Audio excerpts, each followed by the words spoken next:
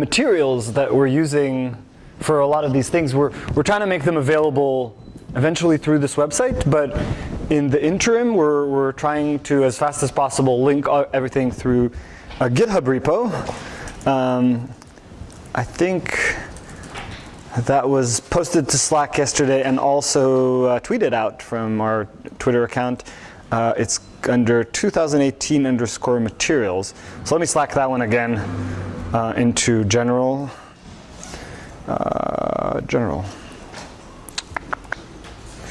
So here, the way this is organized is it's a README file. We generate the README file from some metadata that we've put in there. And if you click on one of these things, it'll take you to, let's take an example that I know what happens with. If you click on that, it'll take you to the slides that I showed on the first day, and so on. This will take you to this PDF file with Russ's slide, and so on. So depending on what it is exactly, it'll take you either to a repo or to some slides or materials and so on. So everything, well, up until sort of most of yesterday, everything is in here. And we'll try to fill that in as we go along. And yes? You can show JSON file. People pull requests. Yeah, if you want to make pull requests. So the data is in here, and it's in here, right? Yeah, it's a JSON file. One of these JavaScript object notation files that is organized. It looks a lot like a list of dicts in Python. And it's got some metadata about where things are, how long they took, and so on. And so if you want to make pull requests, and our goal is to create, I think we'll create another one of these for projects, which will then we'll want you to do pull requests describing what you're doing, as we're doing that in next week. So we'll have a similar one for all your projects with sort of a list of things. And the way this works is there's a little bit of code in here that generates the README. So you run this thing and it generates the README out of that metadata. So that's all the materials. And then we do want to make all the materials also available eventually through here. So for example, if you go to the Introduction to Python, we've already embedded here there's sort of links to resources. And for a lot of the lectures into the future, there's also similar. If you go to the schedule here and you click on, this one doesn't have anything in it, but hopefully others do. There you go. This has a lot of material in it and so on. So you can always go back and refer to these materials, and the videos will eventually end up inside those pages for every one of the lectures and tutorials and so on. Okay, what questions do you have about that? Where you can find the materials and so on? I know the schedule is pretty packed, so it's not like you're going to have a lot of time while you're here to look at a lot of that, but hopefully if something is particularly important, you can go and revisit the video and rewatch some parts that you think are important for you, or after these 2 weeks are over, you'll go back home and watch everything again in loop, on repeat. Okay, today. So today we will spend the morning learning about cloud computing. I'll get into that in just a second, why we think that's important and so on as we introduce the idea. We have Amanda Tan, who is my colleague at eScience and a data scientist there, and works a lot on technologies, cloud computing technologies, and cloud adoption, and working with scientists and researchers from a variety of different fields on how to build solutions for their research in the cloud. So she knows a ton about cloud computing. It's a very big field, and she'll tell us like a little sliver of that. So we'll do that together, Amanda and I. And then we'll go for lunch, and then in the afternoon we have two sort of large things. One is a panel discussion about open communities. We'll take advantage of the fact that we have visiting with us some of the world experts on how to create open source communities and open science communities, and get them up here to talk about that a little bit more freely and have a little bit of a conversation, and hopefully answer some of your questions that you have at this point about these ideas and these notions.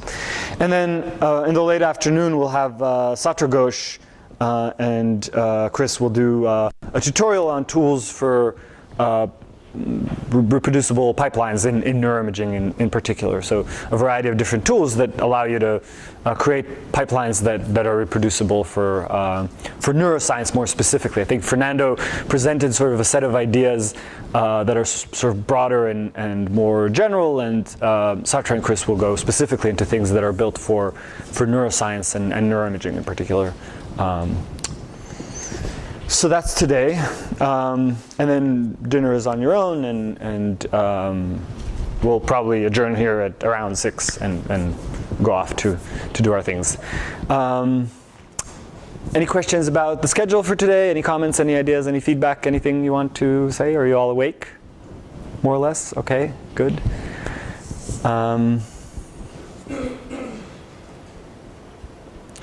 I will launch into it then, unless anything. Okay, good.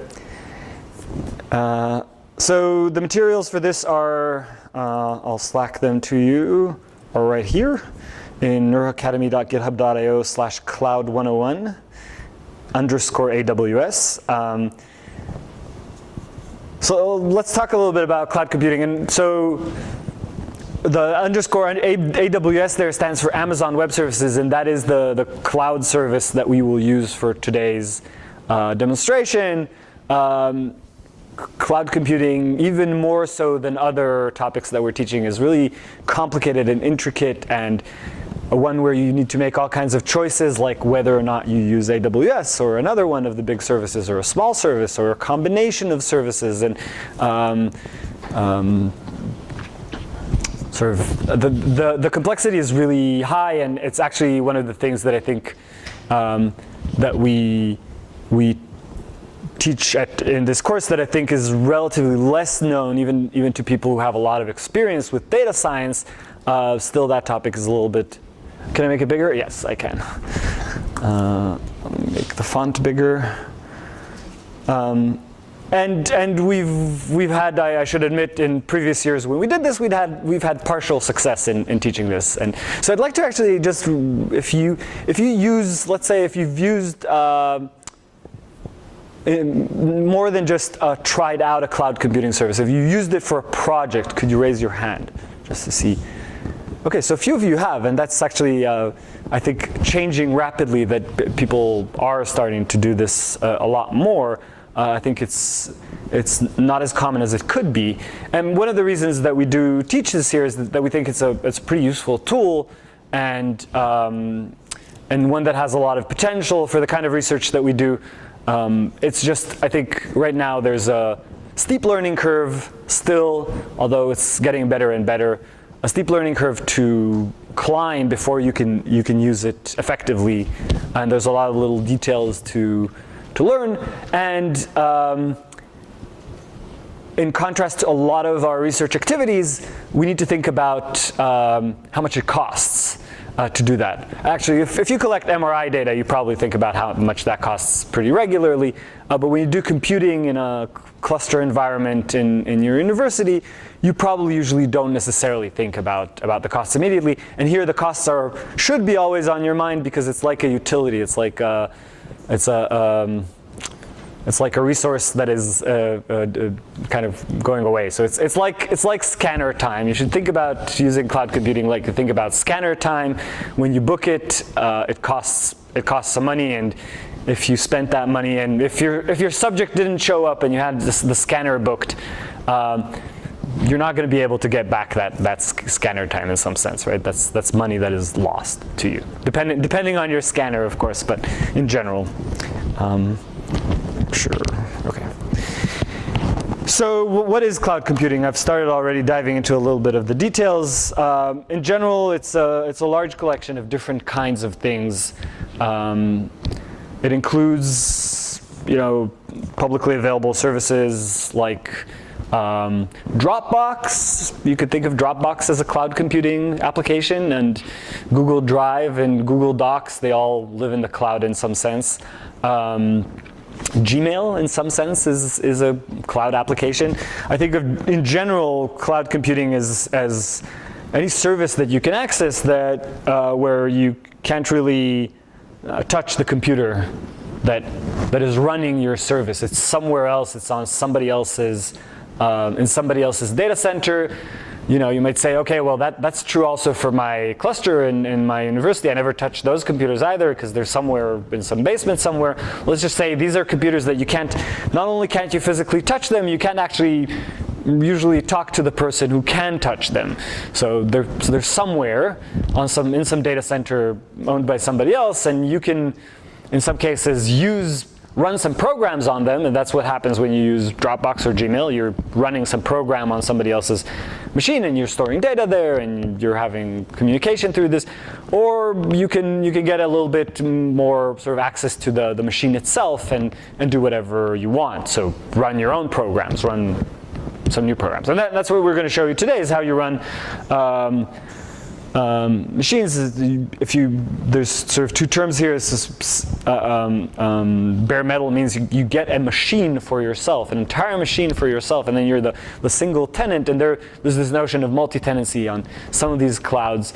You are one of multiple people running things on that machine. That became an issue, I think, last year when there was discovered this security vulnerability where you can read the memory state of a machine somehow, and if you're one of multiple tenants on the machine, you might be able to read the memory state of other tenants on that same machine. I think that's been more or less resolved since, but it's something to know about.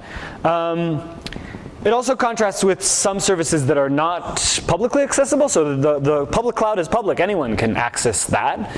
There are resources like Exceed that are sort of for researchers only. If you don't know about Exceed, it's an excellent service. I'll just mention it. It's linked from here. It's sort of a centrally managed set of high-performance computing resources that you can apply to get. I think it's funded mostly by the NSF. And you can apply as a researcher, as a university researcher, or as a researcher doing sort of research in the public. You can apply to get credits on that and run similar to what you would do on cloud computing. So it has a very similar flavor to things that we'll show today, but it's not publicly accessible in the same way that AWS is. I think there's an advantage to demonstrating and trying out publicly available resources, especially if you're in a training phase of your career, because, and I make this a point of training people, students and postdocs that I work with, on using these public resources, because if you, for some reason, don't end up at a university where there's a high-performance computing cluster, you end up in, say, in industry, where in most cases there isn't a high-performance computing cluster in the basement somewhere. These are the computational resources that you are very likely to use. So experience with that is a good thing, both inside of academic research and if you end up outside of it as well. Okay, there are. So why use the cloud? Why not buy a big server and use that? How do we contrast that with the typical? I think what is a typical situation right now, where if you're doing a lot of computations on a lot of data, you have a server somewhere, either in your lab or somewhere at your university or research institution, and use that. How do we compare those? So one thing is that you don't need to wait for compute tasks to go through a queue. If you're using a shared resource like a high-performance computing cluster, you might have the experience of using a queuing system. Typically in research institutions, there are many users of high-performance computing clusters. We have one here where there's a queuing system. So there might be something like Sun Grid Engine or Condor or something else that controls the use of the cluster by different users and makes sure that everybody gets their turn. What that often means is that you'll wait until you get computing resources. You'll submit something into a queue. You can look at the queue and see who else is in there and wait for your computational resources to come along. I told someone here the story of me being in a lab that got first access to a computing cluster once, and I was, during the week between Christmas and New Year's, I was the only user of something like 1,500 cores, and I would submit my jobs to the queue and they would come back to me done in 10 minutes. It was quite magical, but that is an unusual situation for a big shared resource user. So on the cloud, you don't really need to wait for compute to start. You click on a button, and with some overhead, you'll see some of the overhead later, you get your computer and you run stuff on it. You don't need to purchase and maintain hardware and operating systems and so on and so forth. upgrades just happen. That has advantages. You don't need to do a lot of the sort of upgrading of hardware and so on. It has some disadvantages. Maybe you wanted that particular kind of hardware and now it's been phased out. So as a user of AWS, I know that every once in a while they say, hey, we have this new kind of machine that does this other, has this other kind of advantage, and you can just use it. You don't need to buy that hardware. You pay for the resources you use and then you shut them off. So, if you don't want to buy into an institutional cluster, in many institutions you have to buy into a cluster, you have to pay some amount to be part of this shared computational resource. So if the math makes sense to you, so unfortunately you'll have to do some math, but if the math makes sense to you, maybe sometimes it's better for you to have access to a resource for a few weeks and then not use that resource anymore at all. Those are usually not the kinds of plans you have when you buy into institutional clusters. You buy on an annual or quarterly or something like that basis. So if you do the math and it makes sense to you, then that might be an option. It has huge scale-up potential. So if you need to do really, really large computations really, really fast, if you're set up in the right way, you can get, in principle at least, near infinite computational resources. There's no end to the computational resources you can get from AWS, as far as I can tell. There probably is, but it's just so big that in practice, if you're set up the right way, so you need to have the quota and so on. The other day we ran into this problem. Some of you couldn't get onto the hub that we're running, another cloud computing situation, and that was because I didn't have enough quota on my account. So I emailed them, and I think it was within 20 minutes, they doubled the quota, and then people could get onto that. So you need to get the quota, but once you have that, you can scale up, and we'll show a little bit of examples of how you can scale up on cloud computing a computation. There's a huge support community, and it's rapidly expanding, and there's a lot of technology being built around these services. So there is increasingly a second layer, but there's large computing services through things like Amazon and Google and Microsoft, and then a second layer of services on top of that you can either buy, or a lot of open source software resources. I think Fernando mentioned in his talk something called Kubernetes. That is an open source software project that really is aimed at cloud computing environments, is I think originally developed by Google and runs their cloud is set up very well to run that. And now also, the other cloud providers are understood that there's this open source project that is really useful, and now they also support that. So there's this interaction that happens, even though all of the cloud computing services are commercial services that have competitive interactions with each other. They have to, in some sense, collaborate with the open source community to make their services useful. And this community around these services makes it more useful. And then there's a lot of options to ask for help from these communities, and Stack Overflow has a lot of answers for a lot of the questions that you might have about how to use these services. That might not necessarily be the case for a particular setup that you have for a cluster that you have locally. These tend to be somewhat idiosyncratic, where it's set up in a particular way, and then you need to ask for help from a particular person. You might have in your university around the cluster a community of people all using the same resource, and then you might have people to ask and so on. But this is like a much larger community, and so there's potential for things to move faster. Storage, reliability, security, and many other off-the-shelf services. So, as I wrote here, and they just keep making new stuff, there are a lot of layers of additional things that you might need to think about. I will say, regarding reliability, the reliability is fairly high. If you've ever had to manage data storage on hard drives, you know that hard drives tend to fail That's a thing they do regularly. So what people usually do is they will store on a redundant array of disks, or so-called RAID, and then you'd have to sort of replace disks every once in a while because one of them will fail, and everything's fine because the disk failed, but it's redundant, but you'll have to sort of replace disks. In cloud computing, you never need to do that. You never reach the situation where all of a sudden you ran out of space and you need to order more space because there's infinite amount of space. It's a little bit of a double-edged sword there because there's infinite space, you just put stuff in there and keep putting stuff in there, and it grows and grows. Let's talk about reasons not to migrate to the cloud.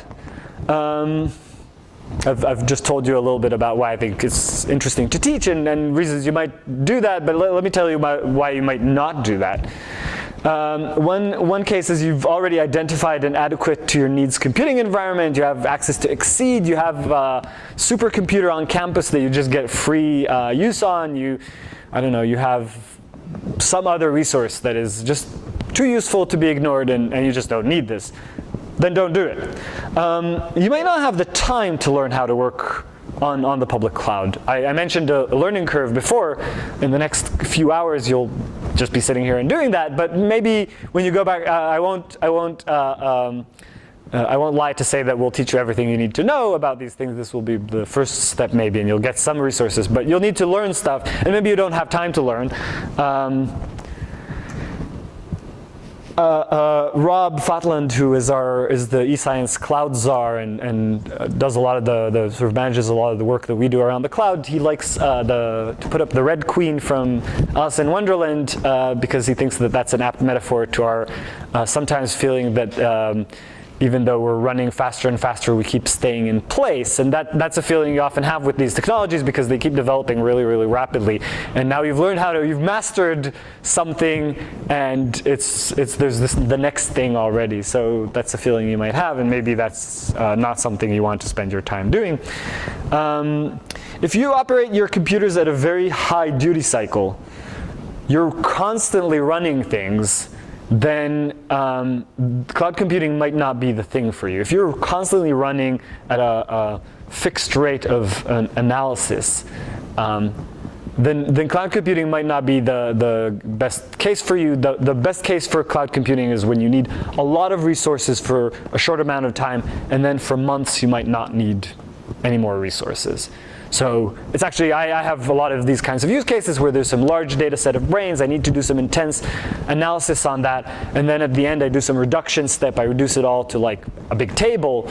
And then I work on that table for months afterwards. If that is the case, then cloud computing can actually be pretty effective. I get to that table much faster than I would on a fixed, like, waiting, I think the typical thing that I did when I was in grad school was, I have this big analysis that I need to do. I'll start it on Friday afternoon, and then I'll come back. I'll go hiking for a week, and then I'll come back and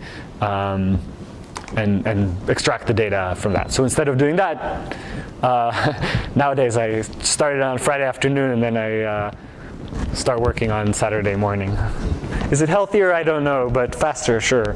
Okay, if there's too much administrative drag that prevents you from using the cloud, so that's a thing. If you're working with sensitive data, with human subjects data, if you're working with HIPAA-protected data, there are additional things that you need to think about. Typically, if you're working, for example, on HIPAA-protected data, your local environment is already set up to deal with that, with all the security that it needs, all the protections that are required by law with these kinds of data. If it is possible to set up all these protections on the cloud, but in many cases there is administrative drag. There's inertia in institutions that prevents that from happening more rapidly. So you might be just prevented to do that due to administrative reasons, none of the practical reasons that I mentioned so far. So that's something to think about. Okay, so let's think about cloud adoption. So one thing to remember, and I've mentioned this before, and I'll keep mentioning this, is the cloud is like a utility. It's like a scanner. You pay for the resources that you allocate. Not the resources you use, but the resources that you allocate for use. So if you turned on a computer on AWS and you left it running for a week and you didn't do anything on that computer, you would still pay for that computer for a week, and that's because AWS made that computer available to you. They exclusively available to you for that week. So that's something to know. You don't necessarily pay for what you use, you pay for what you allocate. Another set of advisories that we need to do up front. The burden of cloud management is on each of us. So you might have in whatever environment you work in, you might have a systems administrator. And that's really nice to have because then when something happens on the cluster, you email someone and stuff happens, and a few days later you can keep working. In the cloud, that is not typically the case. In the cloud, instead, you have to do a little bit of systems administration and management of your resources, and that ends up being some time that you spend on that. So again, you have to figure out the trade-offs and see whether that's worth for you. Another thing is that you need to constantly think about security. A good way of getting some bad news is to publish and then delete your cloud access credentials on GitHub. I've had the unfortunate luck, I guess, of getting this kind of bad news, where some of the credentials of some of the cloud resources that I use ended up in a GitHub commit. And within minutes, somebody got those credentials, logged into our account, deleted all our user accounts, and started basically our quota of machines on every one of the regions that AWS has, presumably by mining Bitcoin. We were lucky in that case to catch it pretty fast, but if we hadn't, and this is because AWS know that this might happen, and they sent us an email really fast saying, hey, we found this link on GitHub that has some credentials related to your account. That's not a good idea. So there are people that are monitoring the stream of data that goes into GitHub because they know people might do this kind of thing. And AWS also monitors that. So they emailed us, and we were able to shut that down really, really fast. We were within, I think within 5 minutes, the attack started within 5 minutes of the commit, and we were able to stop that within about 20 minutes or so from the beginning of the attack. If that had gone on for a few more hours, we would have paid a lot of money because you can marshal substantial resources on this platform. So that's a really good way to get some bad news. Is to I can imagine the nightmare scenario where you on a Friday afternoon you're done working, you're like git commit, git push, close your laptop, go off home, don't look at your laptop anymore for the weekend, and come back on Monday morning to find I don't know, that would be probably like a $20,000 AWS bill. So do not, try not to write down your credentials at all, and to type in your credentials. If you can avoid typing in your credentials, you're in a good place, and definitely do not commit them and push them. I will say, the thing to do if that happens, if that does happen, the thing to do is not to make another commit deleting those credentials, because your entire history is on GitHub, and those credentials will be there, and then there'll be one commit that has the insertion of these, and then another commit that has the deletion of those things. What you need to do in that case is delete the history of that repository. The fastest way to do that is to completely delete that repository off of GitHub until you're sure that the credentials are nowhere to be found in your history. So with that, that's a warning. Okay. So let's talk a little bit about some of the components that we'll look at today, and then I'll pass things on to Amanda. So we'll look today at different components. There's a little bit of a calculation here that you can look at later about, how you might think about whether you need the cloud under your desk or the cloud in the cloud, but I won't go into that now. Instead, I'll just introduce some of the things that you can do with the cloud, and I'll go into that a little bit. Maybe I should open the console and let me open the console. So the AWS console is at aws.amazon.com. I will log into my account. So at the top right here, and you'll do that soon. We have users, Amanda will take you through the logging in and doing stuff. I'll just show you what that looks like first, and then I'll pass that to Amanda, and she'll go over things again for you to log into. So we're going to use the eScience allocation for everything we do here. So this is what this looks like. So you go in here, and then in this bar, I can search for different things. I can search for EC2 is one of the services that we'll use today, and one that you'll use a lot. And that is, it stands for Elastic Cloud Computing. Elasticity is something, as a word people use to describe the cloud, is the fact that it can grow and shrink. The allocation of resources that you have the resources that you allocate can grow and shrink flexibly.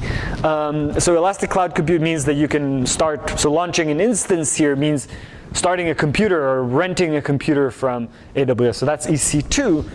Elastic Cloud Compute. If I go back to this, here I'll click on this. It'll just see how many services there are, just to give you a sense for the breadth of different things that you can do. So there's compute up there, and in addition to EC2, there are other ways to get compute. We'll talk a little bit later today. We'll talk about batch computing. So we'll talk about AWS batch. We'll come back to that later. And then there's storage. There are several different options for storage. The storage that we'll look at today is called S3. It's Simple Storage Service. S3, and that's the simplest of the storage services in the sense that you get something that looks a lot like a hard drive in the cloud, and you put data into it, and you can take data out of it. But there are other options that might make more sense. Glacier, for example, is a service that stores data in what will be called cold storage. Warm storage is storage that you can access immediately. Cold storage might be something where you might have to take it out of the freezer and defrost it first. So it takes a few hours. That's why it's called Glacier, cold storage. It's cheaper, but you can't access your data necessarily immediately. It might take a few hours before you can access the data. So that's another kind of thing. And then you'll see there are all these different things. If you use databases, there are services that allow you to do database. And there are some things, sometimes you need to think about networking and content delivery. There are a bunch of services around analytics.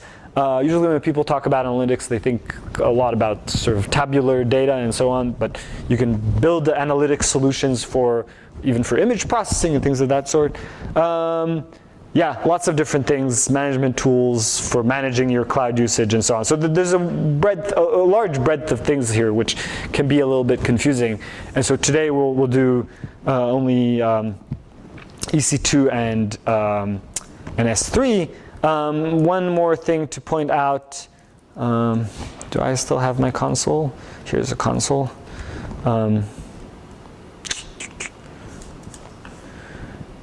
So one more thing to point out is this tab up here, which is the regions tab.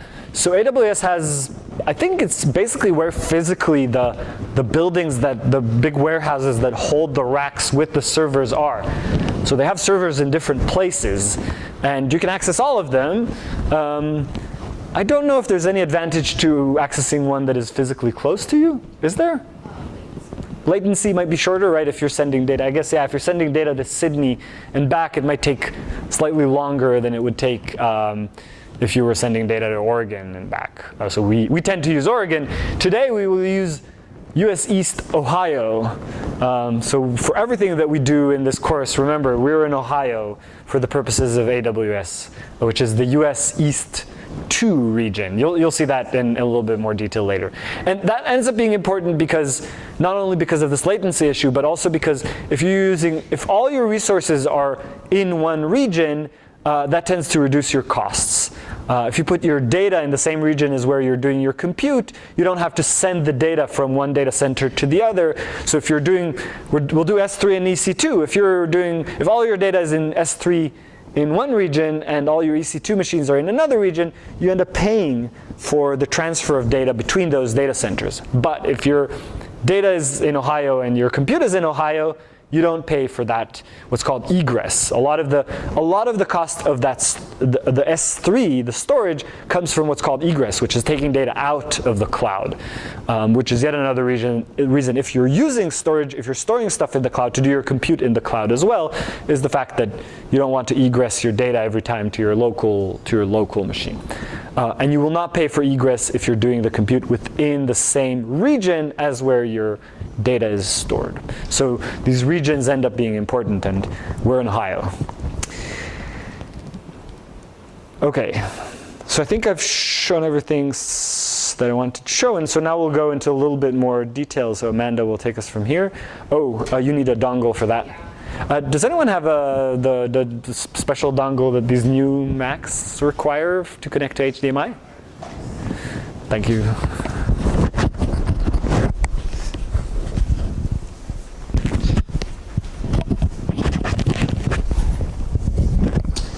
Meanwhile, what questions do you all Great, excellent, thanks.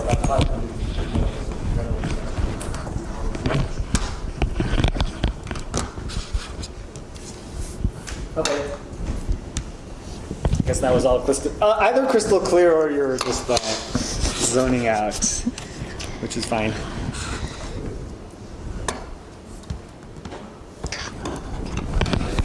One question is, in your experience, is there a lot of people like sending very heavy computation that actually are not optimized at all, and then they could have a factor of 10?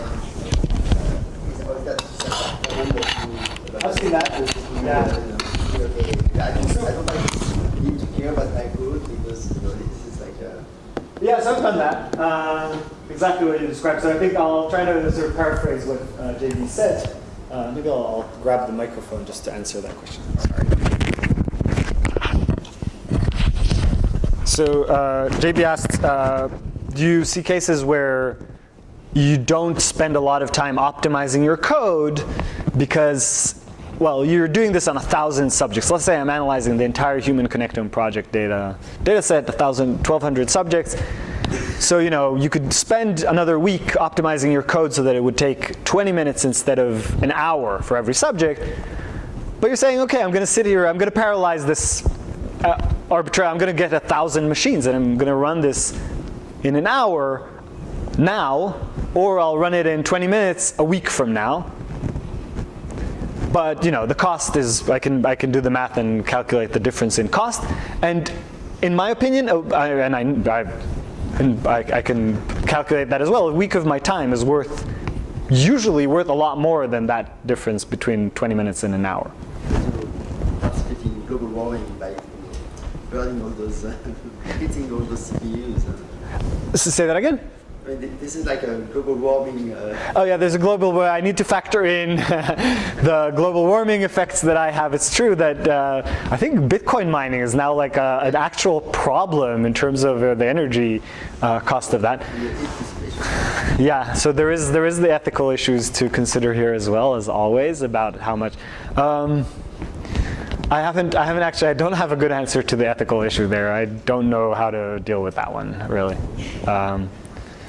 I mean, we do so many energy-consuming things here anyway, so I don't know whether this one ends up being the dominant energy consumption here. I don't know how to project. Oh, okay. Yeah.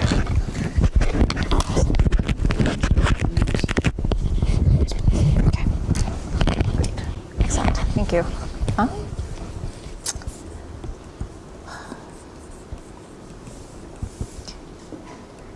All right. Okay.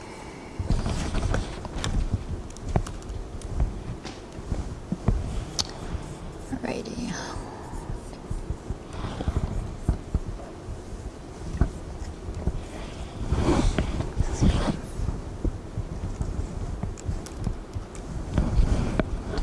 Okay, so we're going to do some hands-on, like spin up an EC2 instance, learn a little bit about S3 today, try to transfer files from your spun up EC2 instance, which is just a computer that you provision on AWS, transfer some files to S3 and get it back into your computer. So just really the core fundamental building blocks of using of cloud computing. So the only thing that you really need to know is that you have user accounts already set up, so no credit cards necessary at all. And there is a password, and everybody has the same password right there. Oh my God. Zoom in. Okay, there we go. This is everybody has this password. And if you log on to ws.amazon.com and you sign into the console, you should be at this page that looks something like this.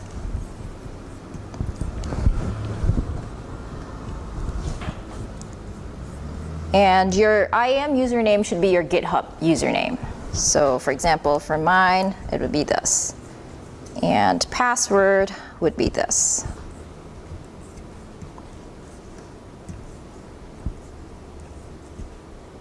Are they going to have to change their password with it? Yes.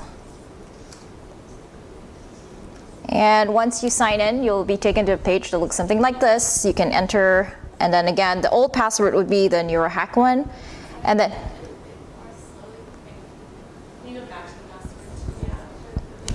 okay.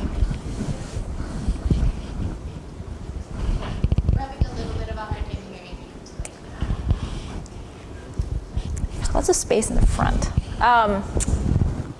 Can you hear me better now? Yeah, okay. So once you're taken, if you've passed the step of entering that initial password, you'll be taken to the next step, which is to enter a new password. So please go ahead and do that, and I'll wait for a couple of minutes to let people catch up.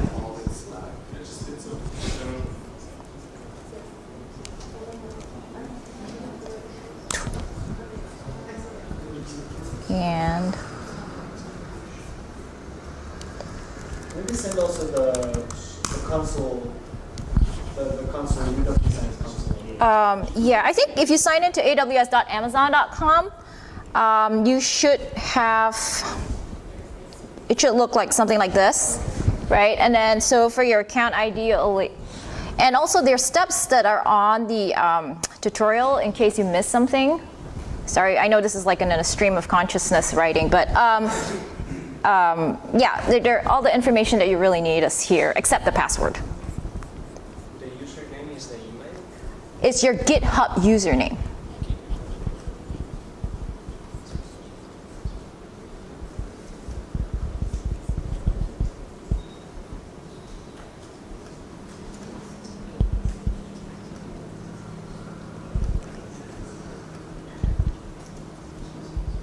I see confused faces, as like if you have a question, or. Can we see the password one more time? Yes, I also sent it on Slack. Oh, wonderful. I should have just done like.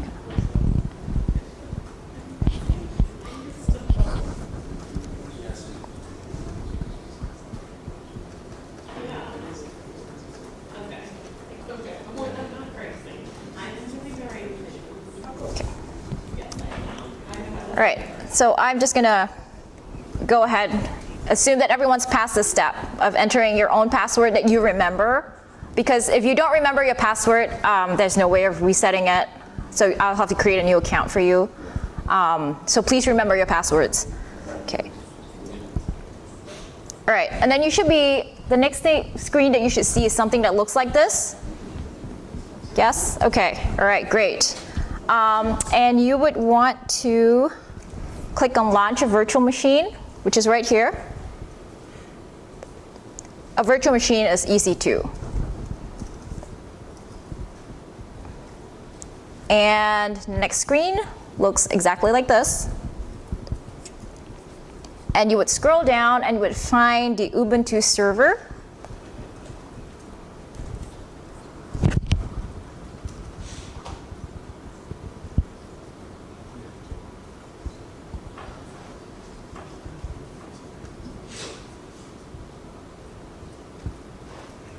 Okay.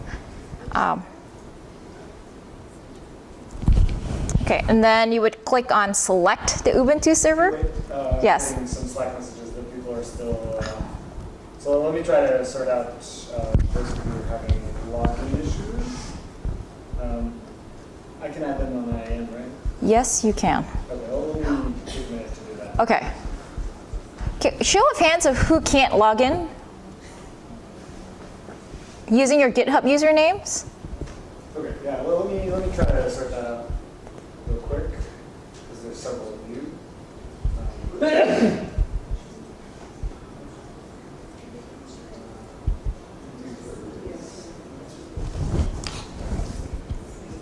yeah, there are some users that don't exist.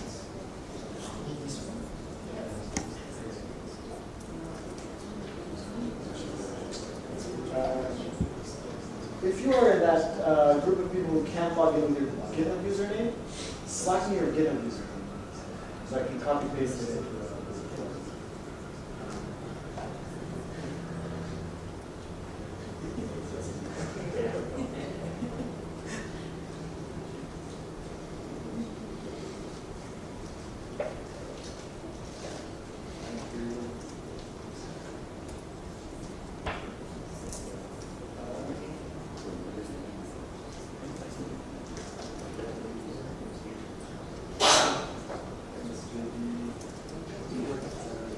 You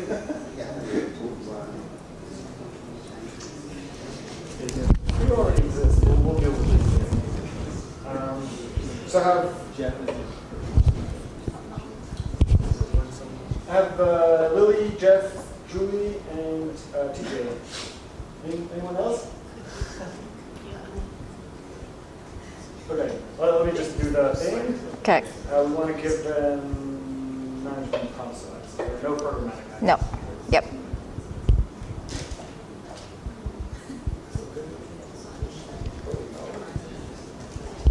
Custom password is going to be.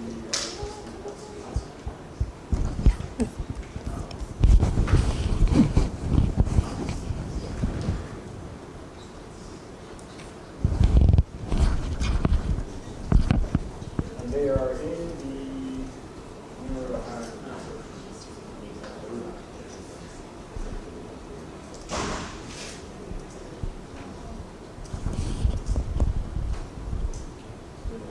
Okay, you should be able to do that now.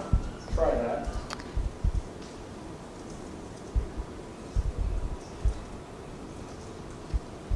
Maybe I'll try to sort you got it too. You got it? Oh, cool, thanks.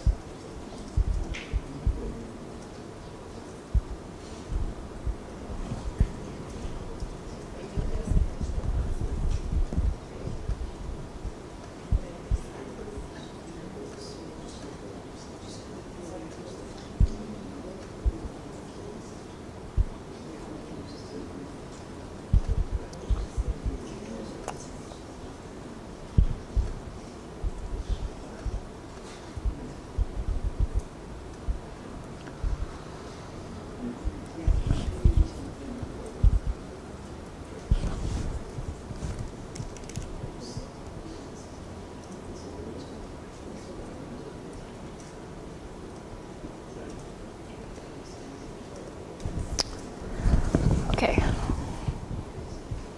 Is there anyone among those people who couldn't do it, who can do it now? No. What's the error that you're getting?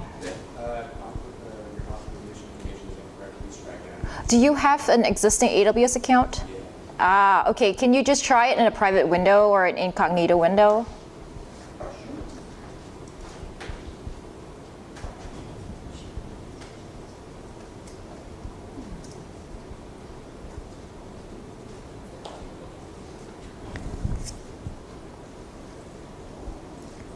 Give it 30 seconds and then we should probably move on.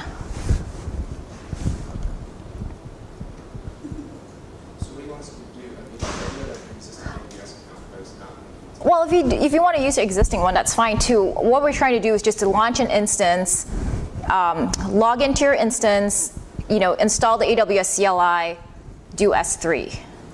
So if you already have an existing account, you want to follow along, that's fine. Otherwise, you can try using a private window or an incognito window.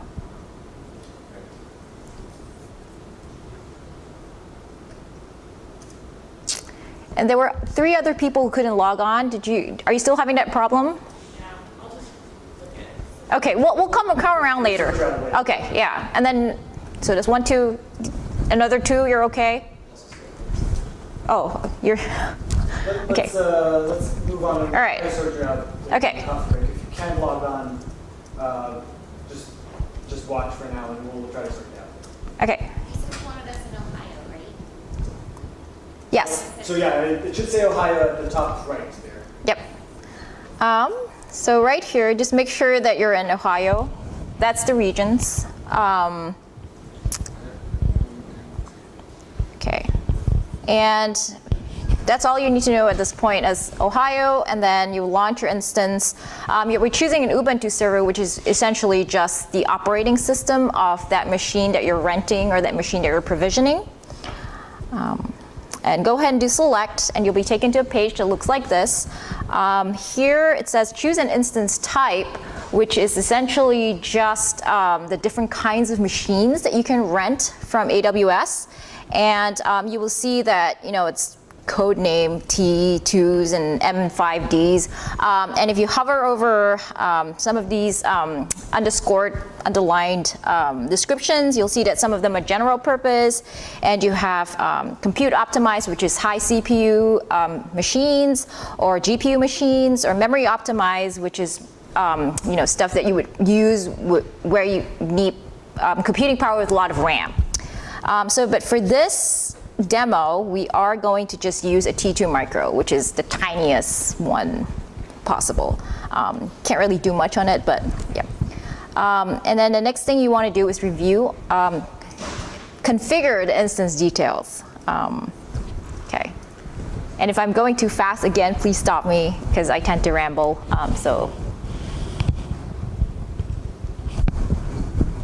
Yes, okay, great. On this page, you don't really have to do anything other than pay attention to Iam Roles.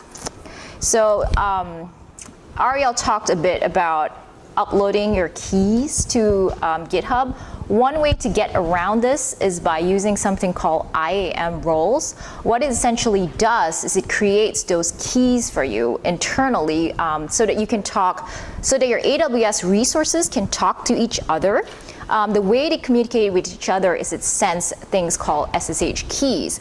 And the way you get them, you used to be able to get them was to log on to the console, generate them, and then so you have this long string of characters that you then paste into something called a credentials file. And this credentials file is what you might accidentally upload to GitHub. So to get around it, AWS created something called Iam Roles, where you never have to mess around with the keys. It's generated in the background by AWS, and they rotate it out all the time. So here, our Iam role that we would want to choose is something called NeuroHack S3 Full Access. So if you click on that and you scroll down, you should be able to find that. What this does is it creates that link between that EC2 instance that you've created and an S3 bucket. So you never have to provide credentials and get into that whole uploading to GitHub business. Yes? Would that just generate and just create a new Iam role button? So all you do is just click on the drop-down menu, and If we were to set this up for ourselves, we're not going to have that. yes. So I don't think we have time to do that, but it's fairly, let me just go through this really quickly, and you don't have to follow along. But if you create a new Iam role, it should take you to something that looks like this. And you would say create a role, right? And so it allows EC2 instances to call AWS services on your behalf. And you click on that, and then you go to next permissions, and then you say, oh, I want my EC2 instance to have full S3 access. So meaning that you can list and write and read everything that's on S3. So you would do something that you would search for that policy, you would click on it, and then you would review it, give it a role name, blah, blah, blah, right? So on and so forth. And then that's how you create the Iam role. So I went through the steps to create that NeuroHack S3 full access. Okay, all right. So let me see here. So, okay, all right. Once you select that, everything else should be good to go. One thing that I would just bring up for your attention is that there are some times you don't want people to accidentally, people that are on your user account to accidentally delete your EC2 instance. You can turn on this protect against accidental termination button, or CloudWatch is a way for you to monitor usage, CPU usage, RAM, and cost. But for today, we're just going to leave everything unchecked. And then we're going to add storage. And we're going to change the size of the root device. And the root device is where all your operating system is stored. A good practice is to have your data volume separate from your operating system volume, right? Just in case something happens, you can always get your data back.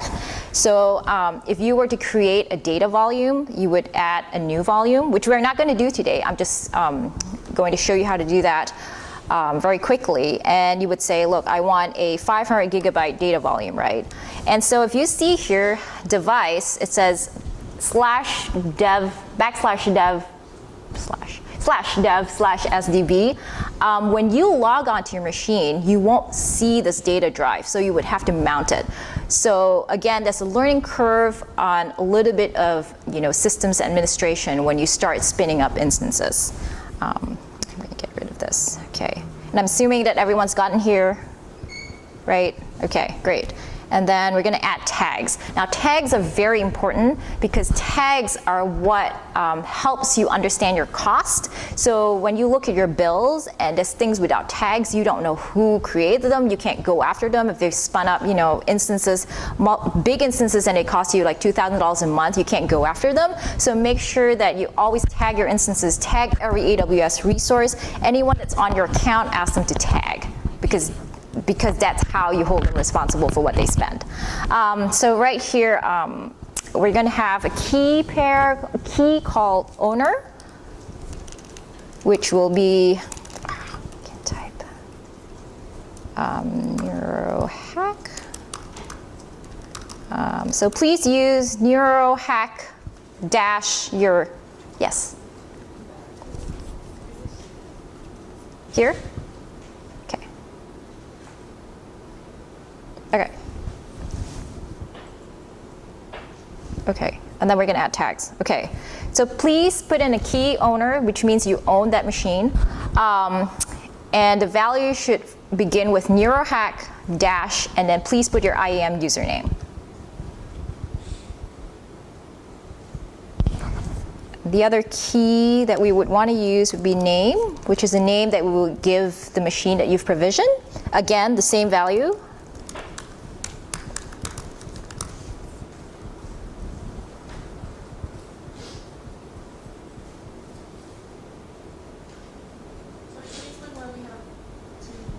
So owner is owner. You own the machine, so you're the owner. And then the name is the name of the machine. So you can give it any name you want, but because we're trying to standardize, and there's 60 people spinning up instances, it'll be just easier to go through and say, oh, NeuroHack, you're done. I'm going to kick you off. So yeah, if you can just use that NeuroHack dash IAM username as a value. Does that clarify? Or What's the name key for? the name key is the name of your instance. So if you just go through the step, when we spin it up, you'll see it's the name of the computer. So it's like, you can name your computer anything you want. Your computer is supposed to be your pet, but not really. Ariel has something to say to that. Cattle, not pets. Yeah, cattle. So, yeah. But yeah, this is also so that we can, when we look at the console now, you'll see once you click the button to turn on all these machines, we'll see a long list of these machines, and you'll want to be able to find, for example, the IP address of your machine so that you can SSH into your machine among all this herd of machines that we have here. So that's why we tag these resources. There are a few reasons to tag resources. One is so that you can find your resources, and the other is so that somebody managing your application, or if you're managing the application for others, can find your resources and kill them if needed. Right? Okay. Take them out to pasture. Another thing that we need that you can remove it. Is it any? Owner tag doesn't actually mean that you can remove on the machine. If it's not tagged, You're going to be root on the machine. Yeah. And this doesn't by itself make you. Yeah. You cannot tag your instance, but then we've had occasions where multiple people did not tag their instances, and we want to kill resources, we just kill everyone's. So too bad, right? Because you didn't tag it. Yeah, it's kind of. But anyway, okay, yes. So let's move on. So please tag your instances so you know it belongs to you, and then we're going to go to security groups. And over here, we're going to select an existing security group. So security groups are just identifying ports that are open. So for example, port 22 is an SSH port. Port 8080 is your Jupyter Notebook port. Port 80 is your HTTP access port. So ports are very important because it allows the public to get into the machine. So you want to open at port 22 in order for you to SSH later. But right now we're going to select an existing security group, and we're going to select the NeuroHack Week security group. You only have 2 options. Are you in Ohio? Yeah.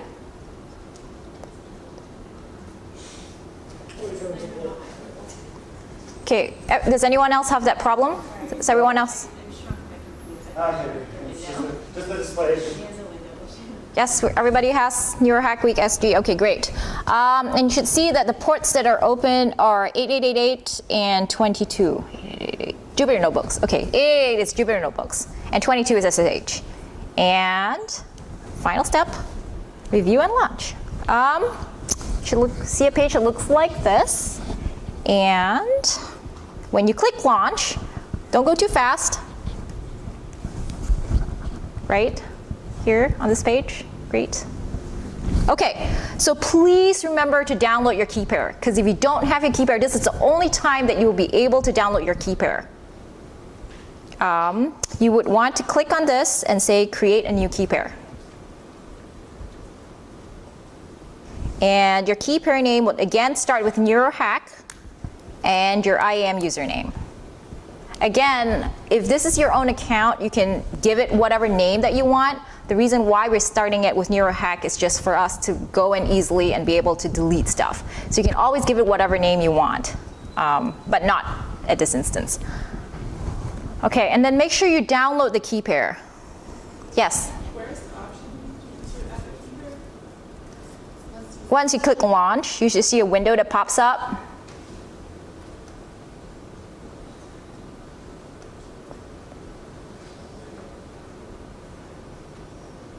Yes? So I didn't see problems.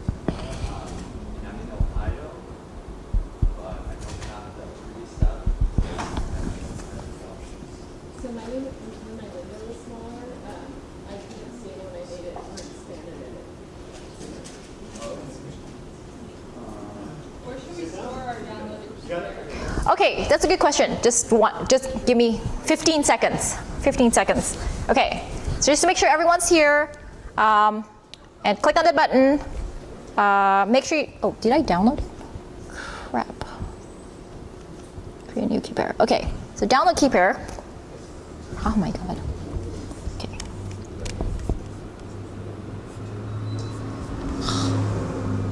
Okay.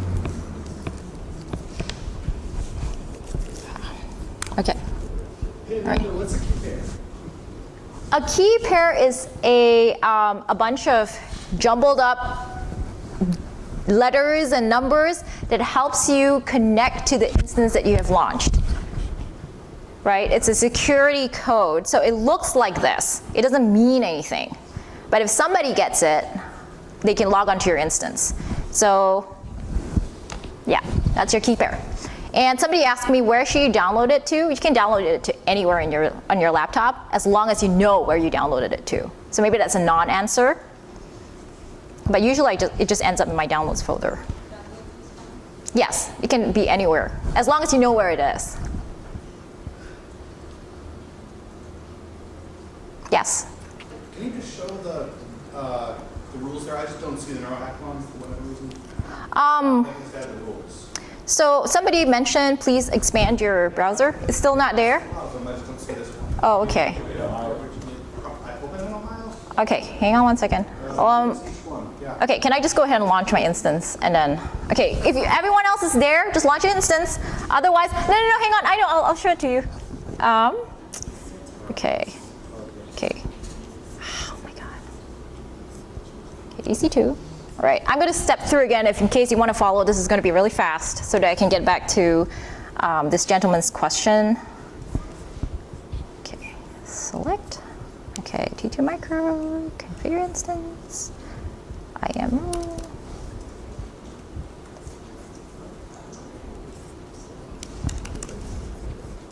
Tags, tag, owner.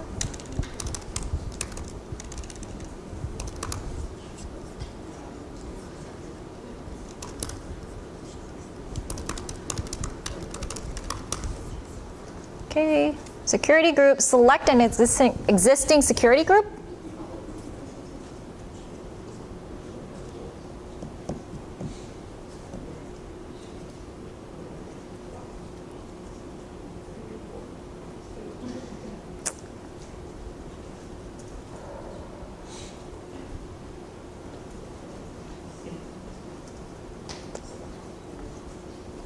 Did you find it?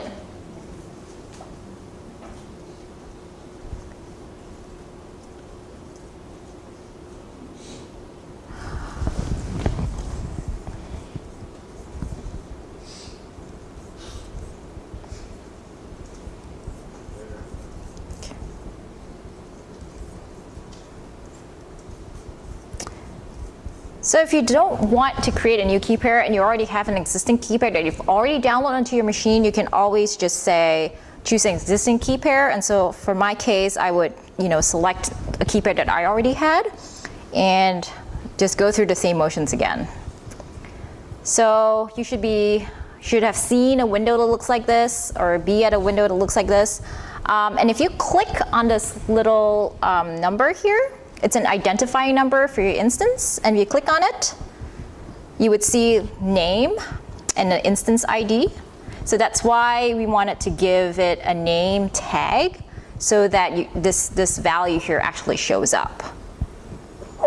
Okay, and if you've come to this window, and if you go and click on EC2 dashboard, right? Oh my God. I think we broke AWS. Hopefully not. Okay, I think we might. See them. I can see all these machines here. Okay, all right. If you click on EC2 dashboard and if you could get through it, because I'm having some problems here, you should be able to see a whole bunch of instances. So if you didn't tag it, you wouldn't know which is yours, and the only way to identify it is by the instance ID. It would just be empty, which is, I don't know who this is, but yes. Ha, it's somebody from NeuroHackademy who didn't tag. Ha.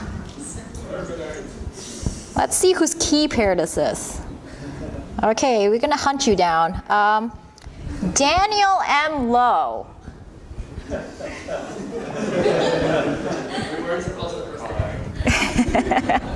No, so that's fine, but you can go in and just add your tag here, right?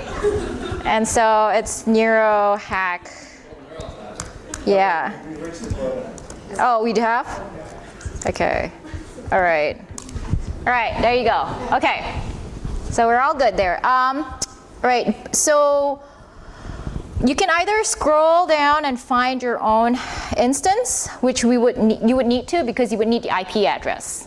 So for example, mine would be NeuroHack, Amanda Tan. Okay, there we go. And I have multiple ones, sorry. I can kill mine if it's like, okay. Anyway, I'm gonna choose one of them. And you would see down at the bottom, right, we have a whole bunch of information. And what is important is this value right here, the IPv4 public IP.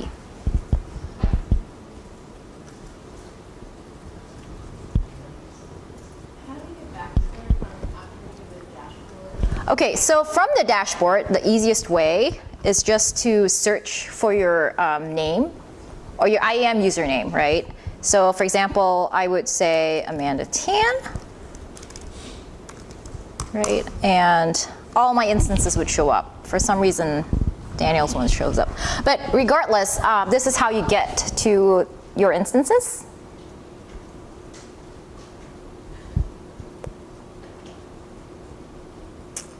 Or you can just use the back button.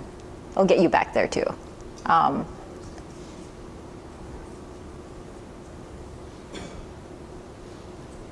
Okay, all right, so once you have the IP address, if you're on a Mac, you'd want to open your terminal, which is this thing here.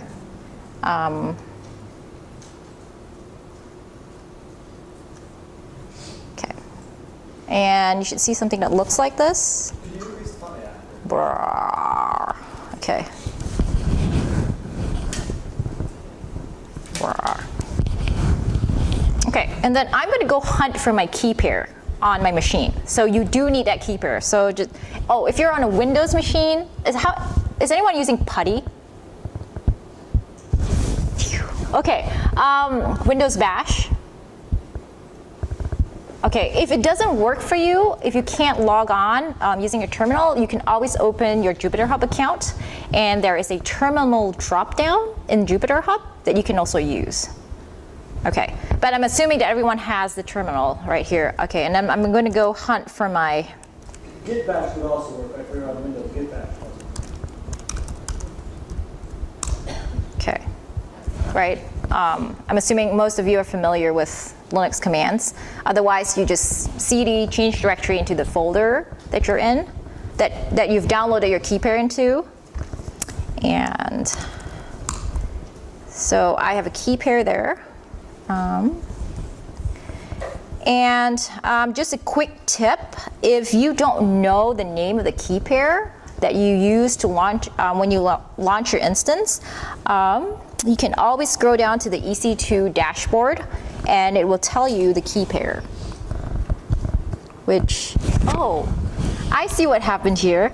So when you did the owner, when people did the owner tag, you were supposed to tag it with your own IAM username as opposed to my IAM username, which is why I have like 5 instances.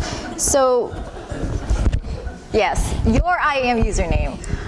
So it'd be great if you can go in and change it. So, okay. Yes, that's mine. That's mine. Okay, but this is not. And this is mine too. Oh, okay, so only one person did that, but that's fine. So please change that to your own IAM username. Okay, right, okay.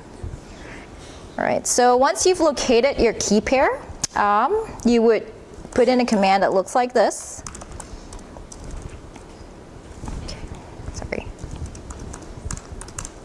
Yeah, so this is all where all my key pairs are, and I would use,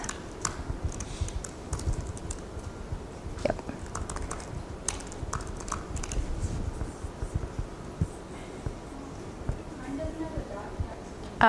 Sorry. Yeah, that's fine. If it ends with a .txt, that's fine too. If it's a .pem, that's fine too. Oh. I always forget that step. Yes. Okay. So my key is here, NeuroHack Manhattan. Before you do the SSH steps, I'm so sorry, you have to change permissions on that SSH key. So you would do something that goes like this, right? Okay, and chmod 400, it just means that the permission has been changed to read only. So 774, it's like everybody can read and somebody can't. Yeah. So if you don't know what chmod 400 means, you can just Google it. Okay, good, right? Yes. Okay, great, excellent. Okay, and then SHI, NeuroHack. Okay, and your username would be Ubuntu.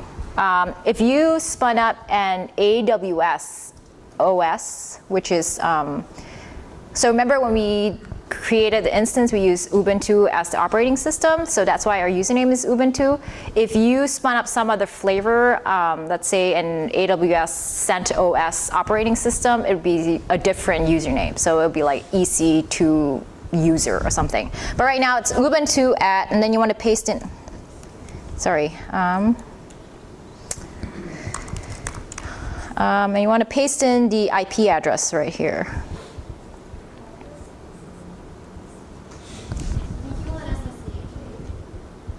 Oh yes, thank you.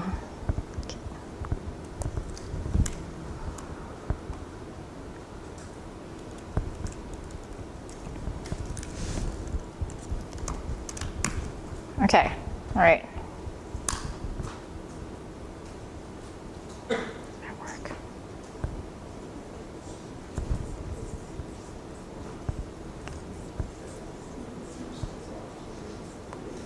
That's a private IP.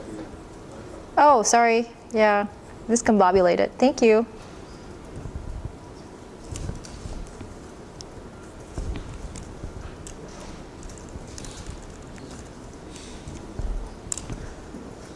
Okay.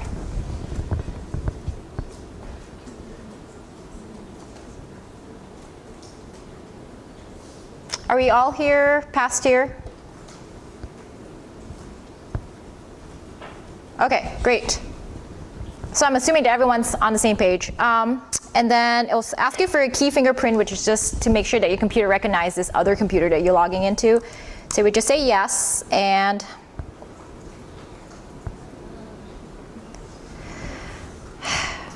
okay, what is going on here? Okay, let's choose another instance. Hey, Amanda, can Yes. you click on the connect button at the top? Yes. This is another way to see how you would connect. So this gives you instructions, and you can't copy paste that thing. Or you can copy paste the example, I think. This one? Yeah. Yes, you can copy paste this example, but in my case, let's try that. PEM file doesn't have that name. Yes, let me just clear this out.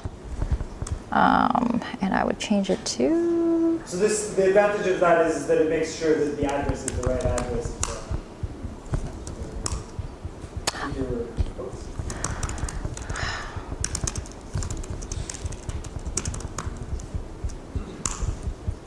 oh, that's why. Do I not have that?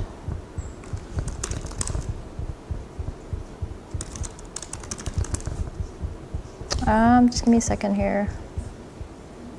Oh my God. Okay, so I actually did not download the PEM file. Oh, Okay, all right. Okay, all right, okay. do you want to take a little break and fix that? Because that'll take a few minutes, right? Sure. So let's maybe take coffee now. Like do you have a question? I was just gonna say I have the same problem. Yeah, so let's maybe do a coffee break now. Take 15 minutes, sort out the people who can't log in, sort this out, and then we'll come back in 15 minutes and then keep going from here. Okay? Yeah.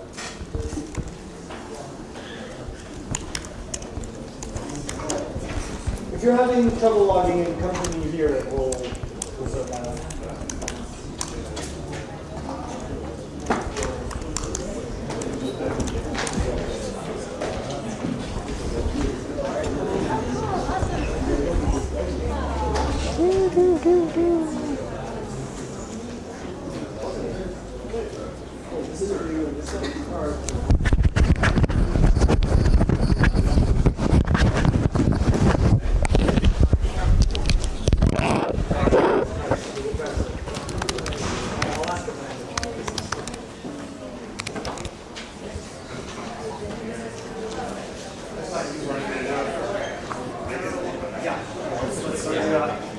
Okay, let's see what happens with you.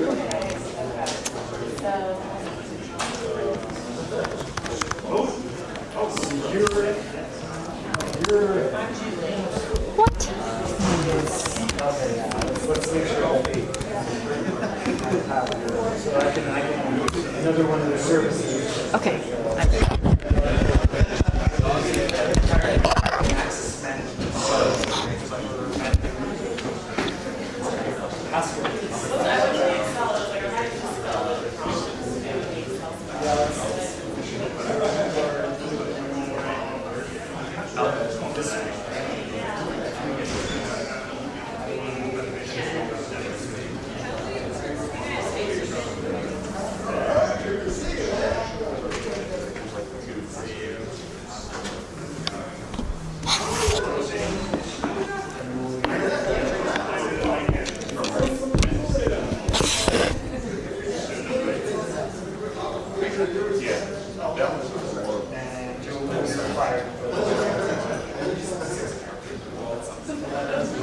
So we went to now we're setting that.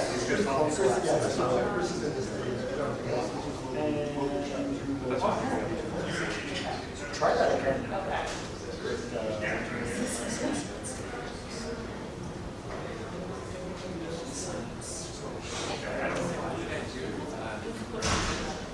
It was supposed to be. I did set it to be.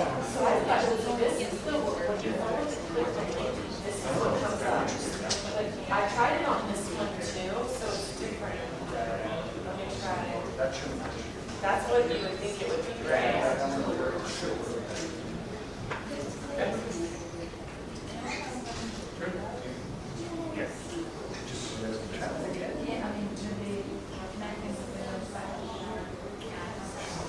So weird. It doesn't give you an error.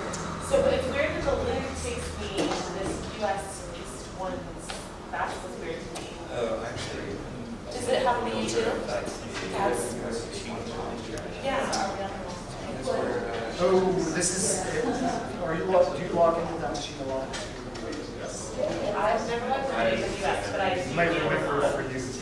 I do Amazon. Yeah, no, and those they do cross those wires sometimes, Okay. which is annoying because your credit card that you use to shop on Amazon, it's like, Okay. so we're just careful about that. You're supposed to go,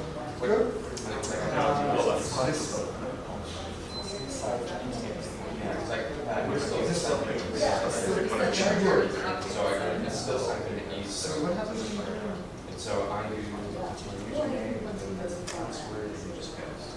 let me change your password. There's also people who don't have the password. So It's weird that we're all getting going to this US East. I don't know. That might be a common denominator or just a random. Actually, I just printed it in here.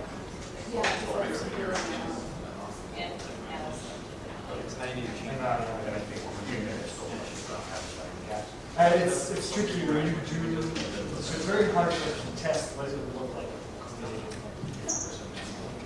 7 users all logged in at the same time in the same allocation. It's very hard to test before.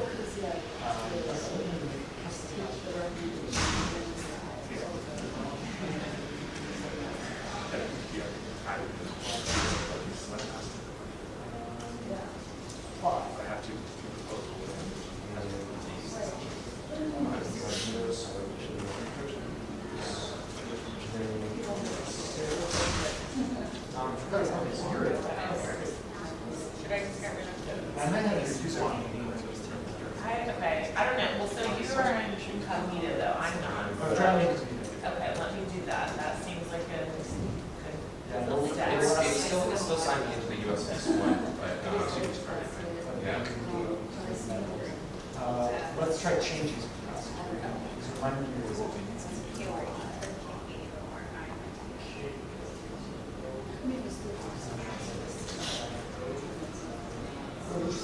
It works. That does it. Incognito.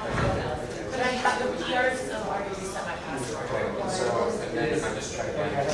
Once you reset your password, you know, it locks. Okay. Yeah. Reset password with incognito all works together. Okay. No, so it's created it.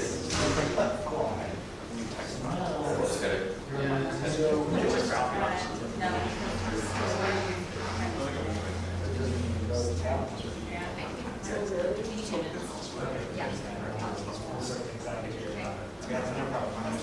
They don't come back. I will be right back. I got it. Thank you. Oh, that was. Yeah. Thank you, Ariel.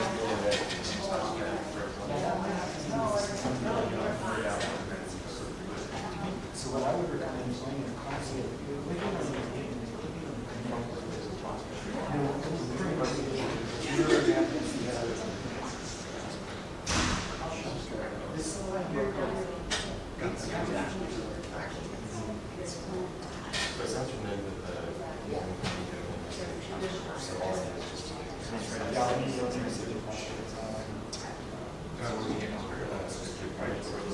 I was in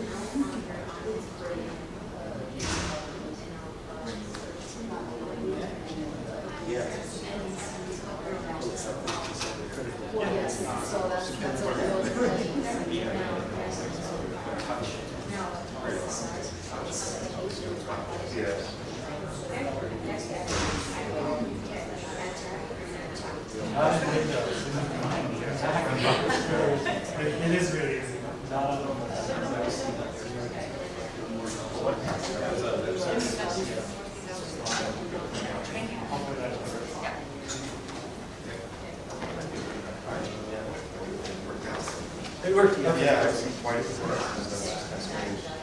I don't know what exactly. That's part of the difficulty in the cloud. These things happen depending on the state of the browser and the state of some other system that you're accessing. Kind of scary.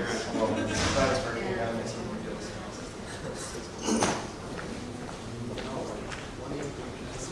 Above my pay grade.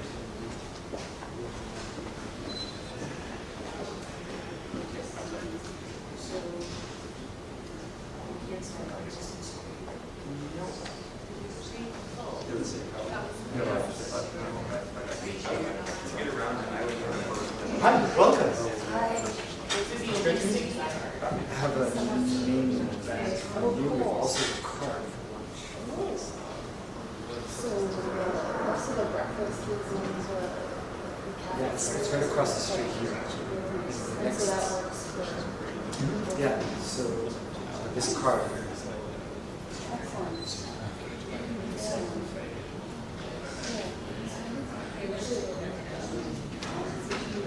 And they have the first portion of the workshop in the same, the little. Here. Yeah, and I guess it's older or. Yeah, so we're in Alder now, and Lander's really Yeah, I knew it was so maybe a- one of the Yeah. Okay. There was also the dish. Was that like last year or? I did it two times. Or you were as a participant? Yeah, as a participant. Okay, Yeah, cool. sorry. Yeah, that seems like a lot of fun. Yeah. Yep. I found that That's good. Patrick.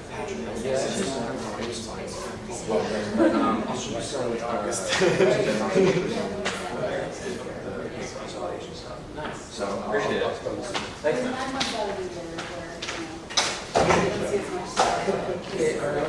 Yeah. So now, Okay, so now we want you to choose. yeah, so it doesn't matter. Oh, and so, But no, it's easy. so I know it's correct. Yes. And now you'll have to create a key pair.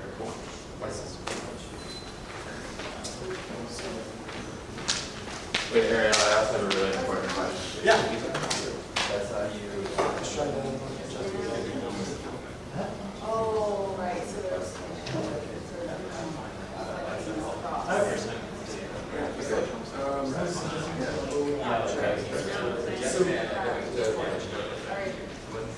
Really lovely rocket. It's right down here. It goes.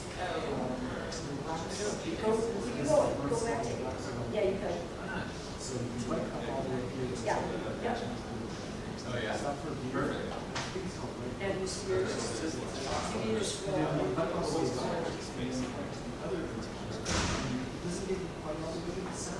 So now you're gonna, so now scroll down.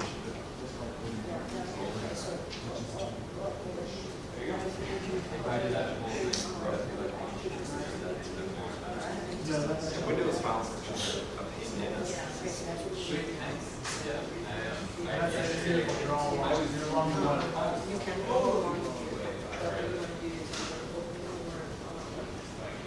get back or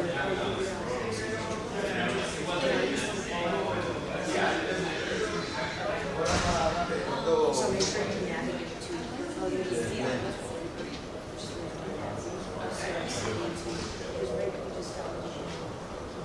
Yeah, so first I want to just, right.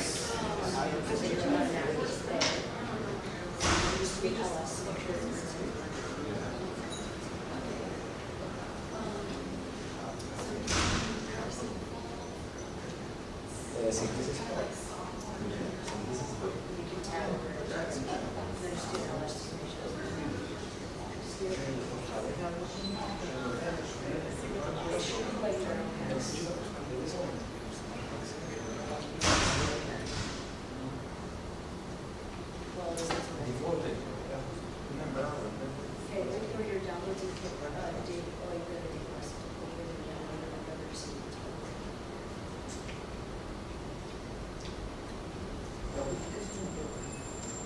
Yeah. You did download this. Right here. Yeah, there you go.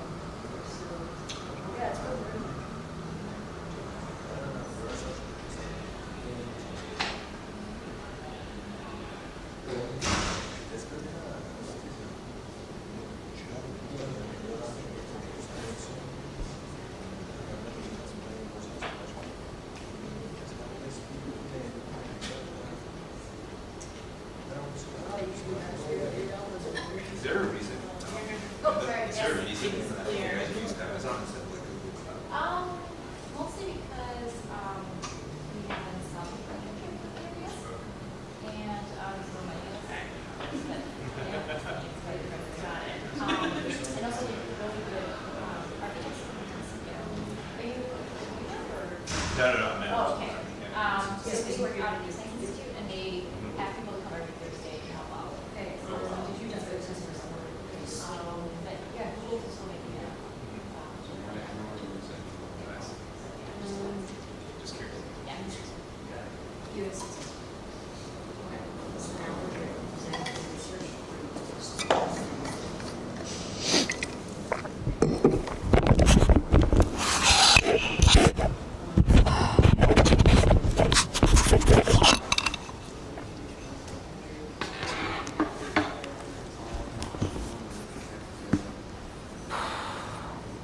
Okay, so are you in your September? Yeah. So, Okay, so, all right, so now.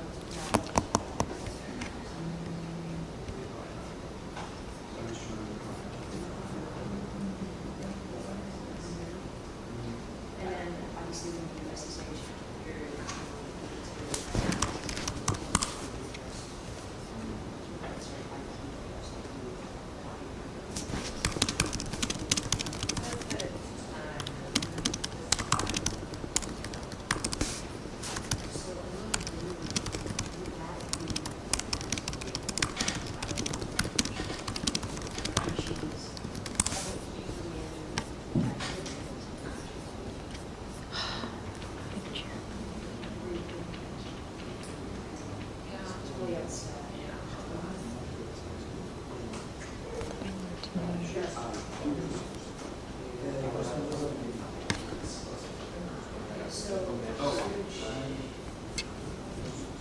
Amanda, were you having an issue with the public key denying your permissions? Got past or no? I got past it, Do you so. know how you did it? I don't know what I'm doing.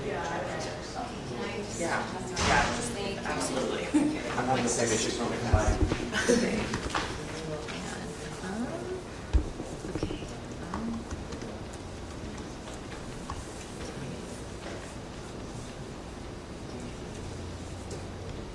And you check that the IP address is correct? The one that's right here. Okay, Yeah. yes, great. Copied it. I didn't Okay, then great. double check, so Okay. answer. That's fine.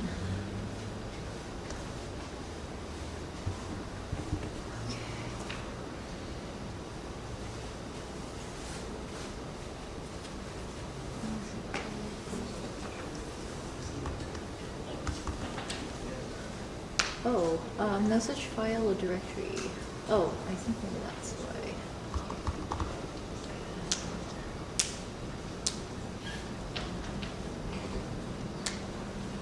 Ah, there you go. Thank you very much. The fix was that it was the wrong name of the file. So you want to double check to make sure. So, because I mean, I promoted this, so there's that, and then when I SSH, no, oops, sorry. Oh, I've added the Uh, .txt to it. Oh, That's- so it's .pem. So you want to make sure that Oh, it's okay. .pem. Right here? Yes. Thank you. PEM.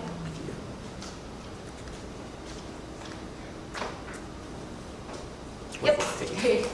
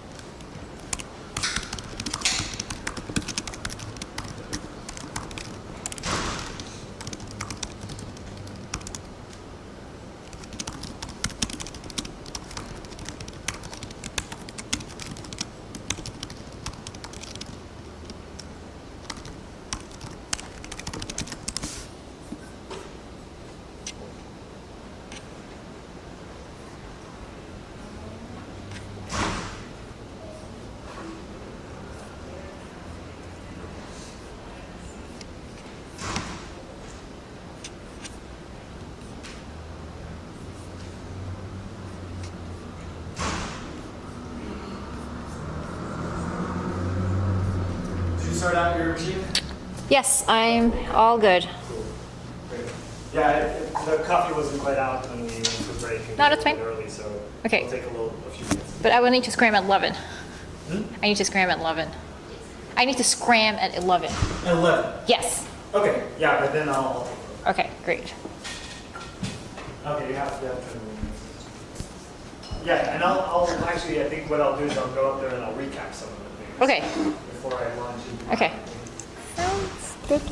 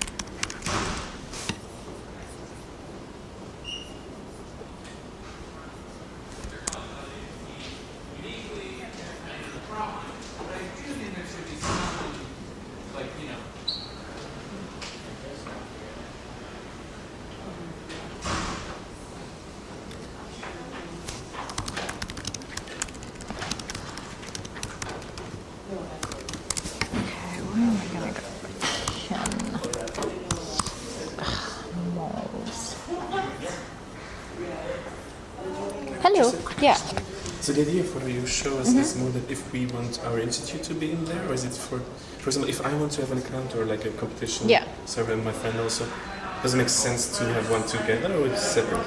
If you're in the same like research group, so the way that we've kind of made it is that eScience Institute has its own account, so everybody has, and then you're all IAM users on it, right? And because the idea is we all need the same software, so it's less of a hassle to set it up.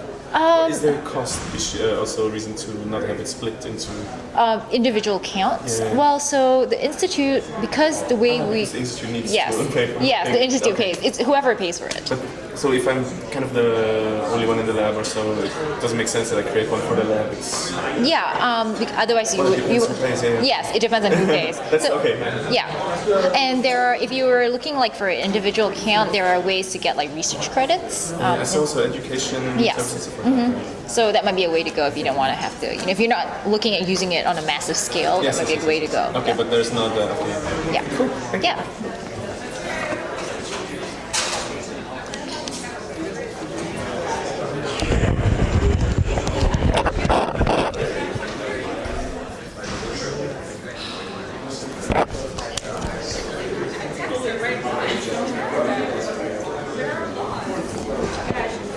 Can do that.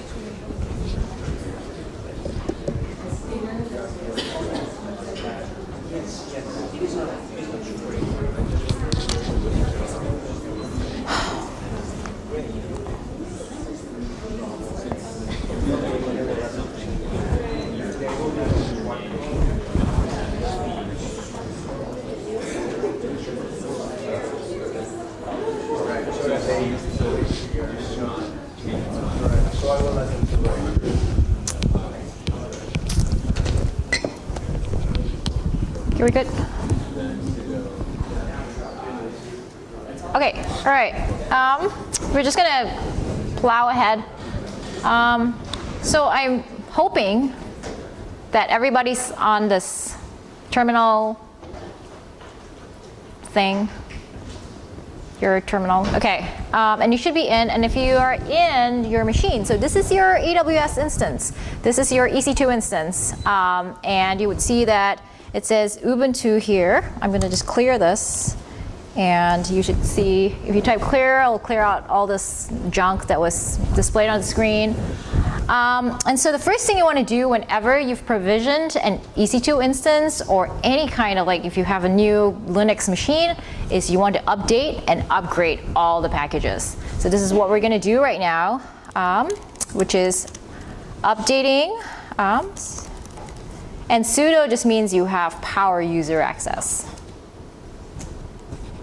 Right, and you'll see this whole bunch of stuff. So again, sudo, I'm going to type in here on Slack in case you miss it.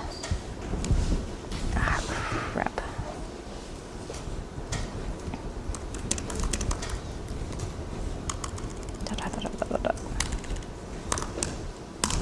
Okay, and then the same thing with upgrade.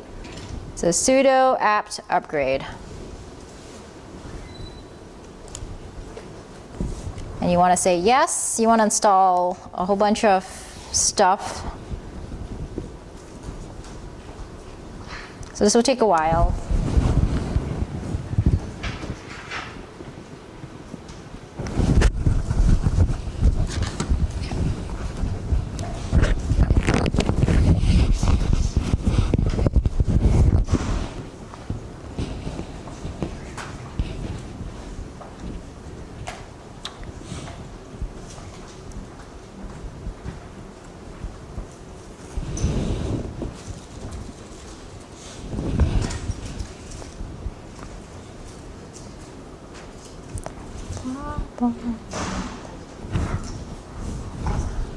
And so while we're waiting for this, I think it might be a good time to bring up that if you're interested in getting some research credits, AWS research credits, they have something called AWS credits for research. So if you just Google that, you should bring that up. And you can request up to, I think, the maximum is like 15, 20K in credits. But then you have to kind of calculate and know what your uses are. So just throwing it out there if you're ever interested in cloud computing on AWS. So once you're done with that, it should take you out back into your command line. And what we want to do next is install the AWS CLI. So the AWS CLI is a command line interface for talking to AWS. So instead of using the console, you can just use a terminal for everything. So that's why you want to install the AWS CLI, which is, so sudo apt install AWS CLI, one word. Oh, do I have a typo? Okay. Okay, enter. Yes.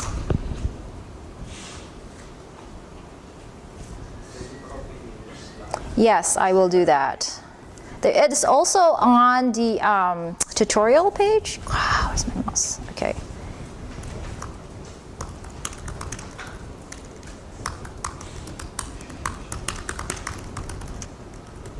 Okay, there we go. All right, and so if that worked out, if you've installed AWS CLI, if you type AWS, it should give up something that looks like this, right?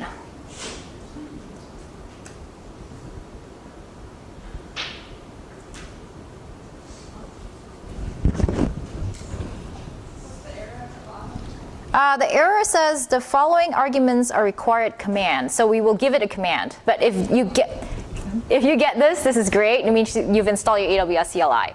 So the next thing you want to do is to list out all the S3 buckets that are in the UW eScience account. So it would go AWS S3 LS. So essentially the same kind of Unix command commands that you would use. So AWS, again, calling the AWS CLI S3, that's the reference, and then LS list. So you'll be able to see all the buckets in here.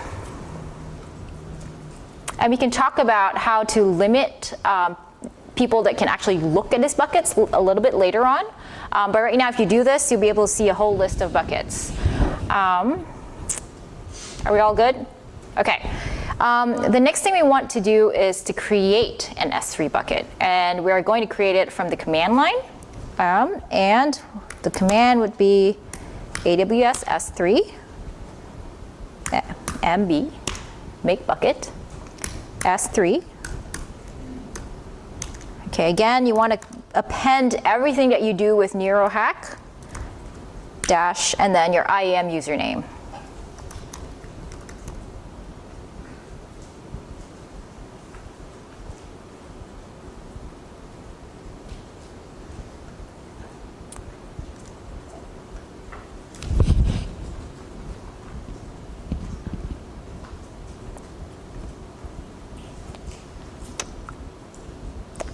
Great.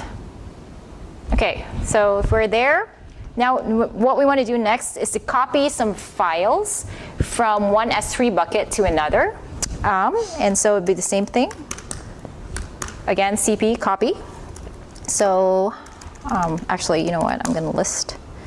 And I'm going to scroll up and find.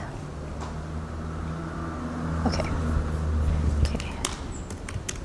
So you can list the contents of a bucket by doing this, right? You can list the contents of a bucket.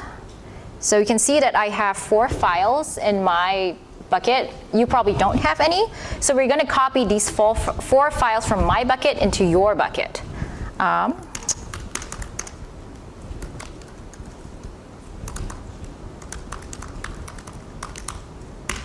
To S3. Okay, backtrack. I'm going to create a new bucket, actually.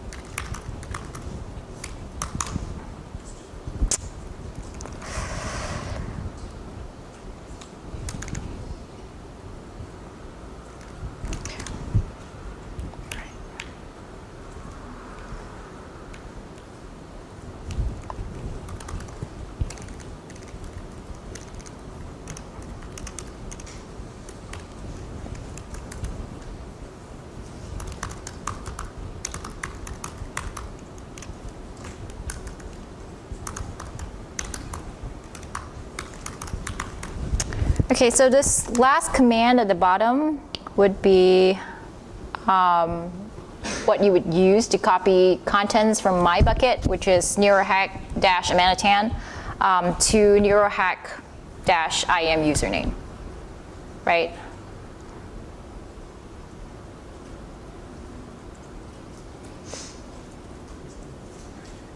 Questions, compliments?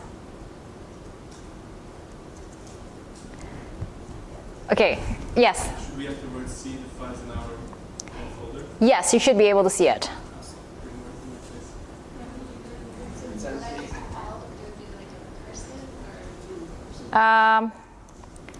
Yeah, it's recursive.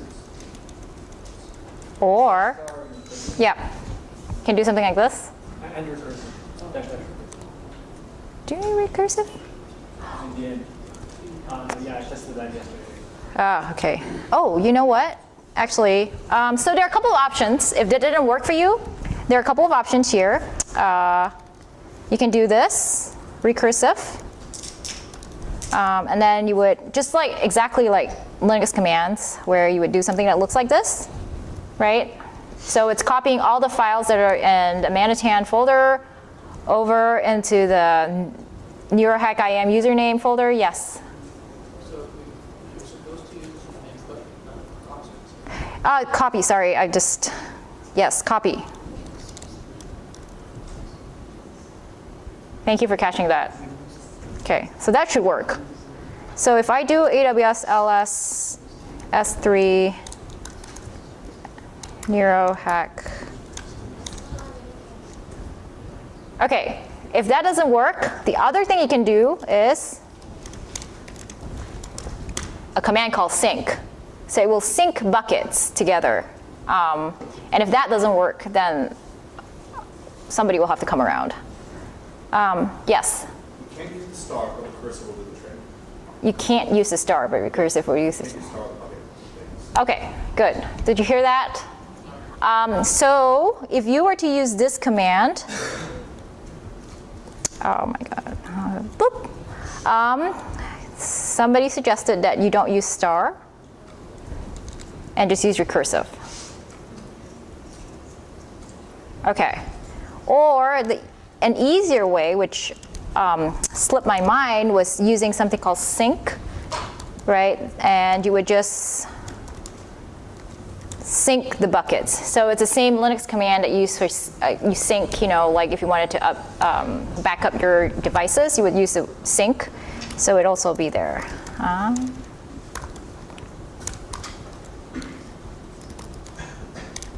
Right. Ah, there. Do you see it copied stuff over? Copy, right? So when I ran that, it copied a whole bunch of stuff over.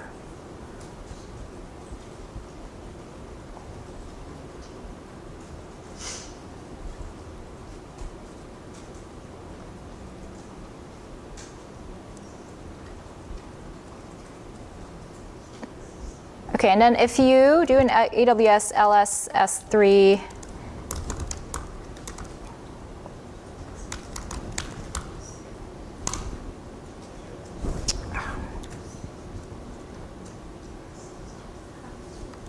S3, there we go. You should see 4 files in your bucket. Confused faces.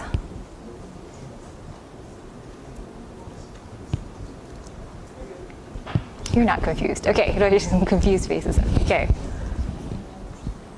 We're good? Okay, keep going. Okay, all right, great. Switch. Oh, okay. Okay, just one more thing. Okay, so if you're here and you do an AWS S3 LS, your bucket name, and you see these 4 files, I just want to go through policies really quick. If you go back to the console, your AWS console, that's right here, and you go to services and you click on S3, right? You should see that there's a whole bunch of buckets that are right here. And if you find the one that you created, which for me it's this one, and you click on it, you would see the 4 files. So this is another way to kind of look up your files. And if you click on one of these, you can see something called permissions, right? And it basically just, if you want to keep some of these files protected, this is the way to do it. So there are probably going to be questions about, like, if I had some very sensitive data they don't want to keep from people. So there are ways to set permissions. There are also ways to set bucket policies, so that entire bucket that you created, right? There are ways to just limit it to account users, other IAM users on your account, or to other accounts, so that it's not public, not everyone can see it. Yeah, so that's all I have. Which one?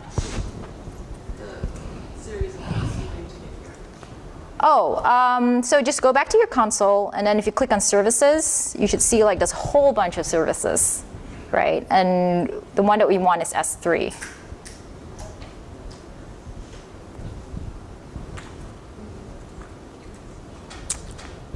Okay.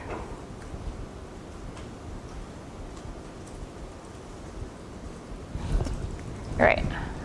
I think that's all for provisioning stuff, and then Ariel will kind of take over. Any questions? S3, EC2? Are good? Okay, great. Oh, thank you. Okay, great. Rock and roll. Okay. Yeah. Amanda, that was I think that was the smoothest I've ever seen it going. Great. Yeah, we're getting better at it. It's so hard to teach this stuff because you never know. So one of the challenges with the cloud and just in general is with teaching this kind of stuff. You don't really know what's going on your users' computers. Now there's a whole bunch of other computers elsewhere you need to think about. And it's very hard to test what would happen when 60 people all start machines at the same time, and sometimes the service does all kinds of things to try to prevent you from doing that. Yes? Quick question about using this in general. In light of parallel processing, and you want to spin up multiple instances, what would be the best way to do that using Docker, or what would be the... I will have an answer for you in about 40 minutes, hopefully.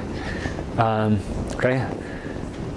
So I'm going to take things from where Amanda. So I'm now supposedly I'll be in a similar situation to where you are. We'll make sure that we're all on the same page. So here I am in my console, and I can type here my GitHub username, which is also my IAM username, and connect to a machine. I'm actually in my downloads directory, and I have my NeuroHack ls-star.pem shows me this key pair file that I use to log into the machine. I'll also just mention the key pair here is instead of a password. You should treat it as though it's a password. That's one way to think about this. Is we never typed a password to log in, and we never set a password for that machine when we created it. And the reason is that we have this other mechanism to secure that machine when we log in by giving it this thing. So treat this file as though it was a password to get to that machine. You had a question?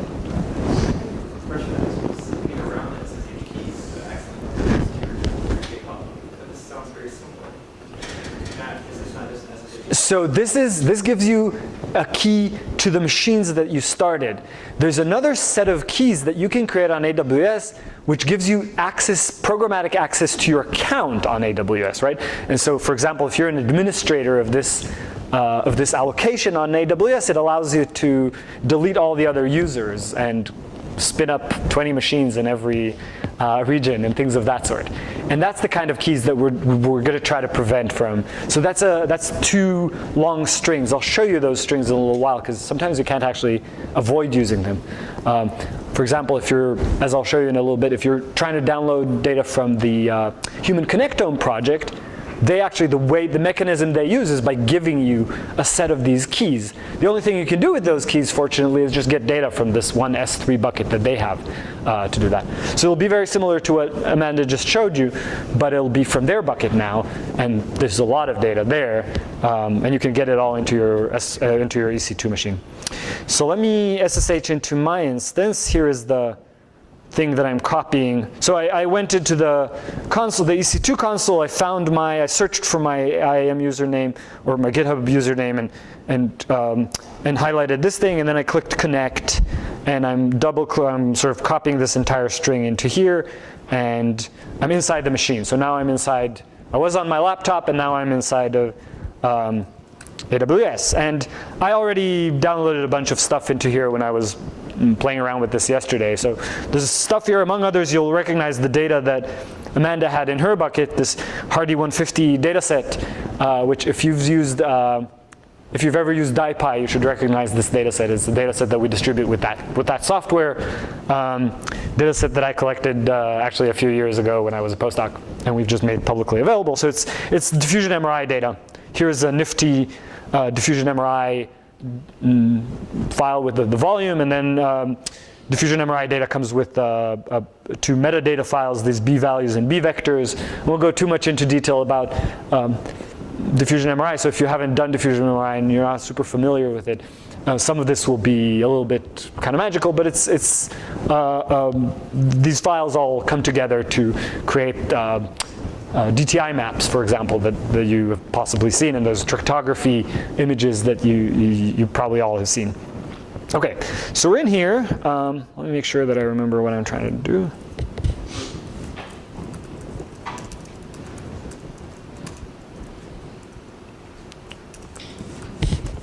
Right, and so maybe you want to do some computations in there. And so inside this machine, you don't have anything. Yeah? I accidentally went to the one directory back here in the server. Oh, like this, cd ... Yes. And there you are, you're inside home. And there's only one folder inside home. I think you can even go further up. And now you have all kinds of Linux system administration stuff happening. If you want to go back into your home directory. What is your home directory here? cd tilde will always take you back to this directory, /home/Ubuntu, which is the home directory of your user on this machine. You all have the same username on this machine. If you type who am I, which is the Unix command that tells you what your username is, it all will always type Ubuntu. We're all Ubuntu here inside this thing, the same user, and this user actually has super user rights in this machine. You can do whatever you want in this machine, install whatever you want, destroy whatever you want. It's part of what's nice about this relative to, say, a cluster where if you want to, I saw some conversations about trying to convince your system administrator to install Singularity on your cluster. You don't have to convince anyone of anything here. You just do it, and you have super user on this. So that's an advantage. Yes?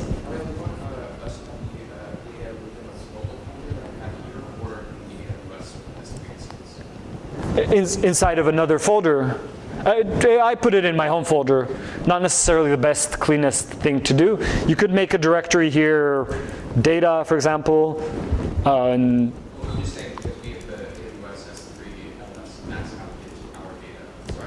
oh, you have a directory. Oh, sorry, I wasn't really following. AWS, and then inside of that.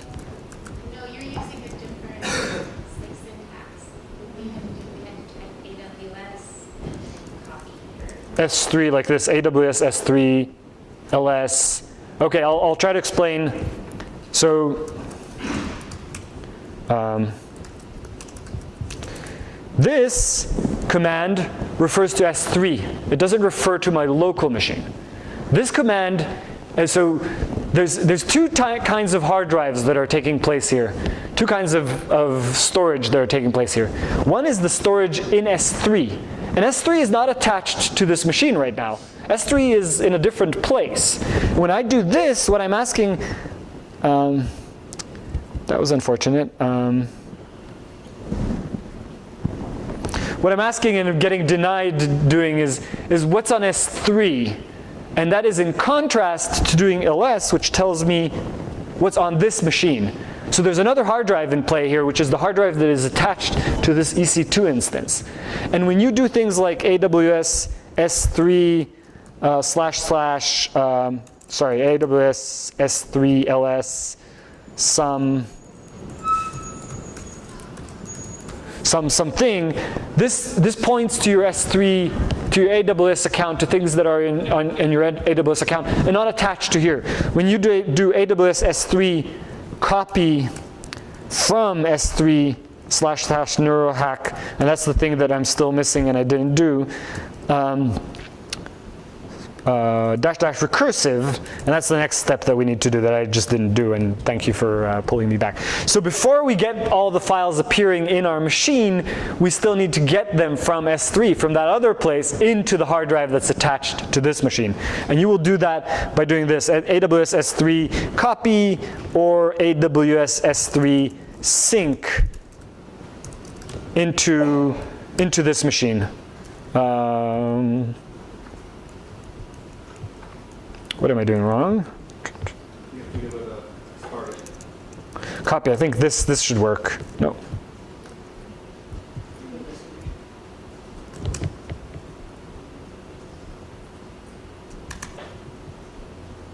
Why is it objecting to me? You can give it a destination. Oh, good call. Yes, I need to copy from here everything, or like this actually, like that, to here. So dot tells it copy from the source is S3 down to this machine is the destination, down to this folder in this machine is the destination. And we do that recursively. In my case, I'm getting access denied. I actually kind of know why I did that, why that's happening. So I need to remove. I have some other credentials here. We'll get to how those credentials happened, but I'll remove them from now. And then, so now it's copying down. When I do that, it copies down from my S3 bucket. Now, so the process that you should have gone through is you copied from Amanda's bucket into your bucket, and then Now we're copying from our bucket, from each of our own buckets, down to this bucket. Oh, sorry, this machine, not a bucket. So things on S3 are called buckets. Those folders on S3 are called buckets. And here we're in the hard drive that we're copying stuff into the hard drive that's attached to this EC2 instance. Things on S3 are more persistent. When we terminate this machine, the hard drive, together with everything on this machine, will just be gone. So things that are here are not as persistent as things on S3. If you want things to persist, if you do some calculation in here and you've created, for example, you create an FA map out of this diffusion MRI data set, you'll save it down as a file and you'll do the opposite of this. You'll copy from your local machine some file, I don't know, this file, for example, that I have here, into your bucket. And then once you've done that, you've saved into S3, now you can safely destroy this machine and all of its hard drive, because the thing that you were interested in getting is going to be preserved. So that's a pattern we'll see also later, where we create a herd of these machines, cattle, not pets. We do stuff on each one of these machines, we save the results to S3, and then we destroy all those machines. Yes? No, you have to actually press on some buttons to do that. So that's really important. I'll show you how to do that, because that's the thing you need to do in order to stop paying for the machine. Yeah. Okay. So at this point, you should have each on your machine, when you type ls, you should have not all these files, because there are some additional files, but at least this Hardy150 data set, these 3 files, Hardy150 nii.gz, which is an IFTY file containing the data, and then a bval and a bvic file that you've copied down into your machine from your S3 bucket. Yes?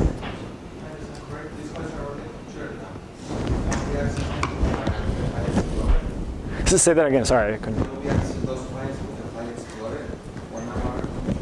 Yes, so you can get those files into your local machine if you go. Amanda started showing you this S3.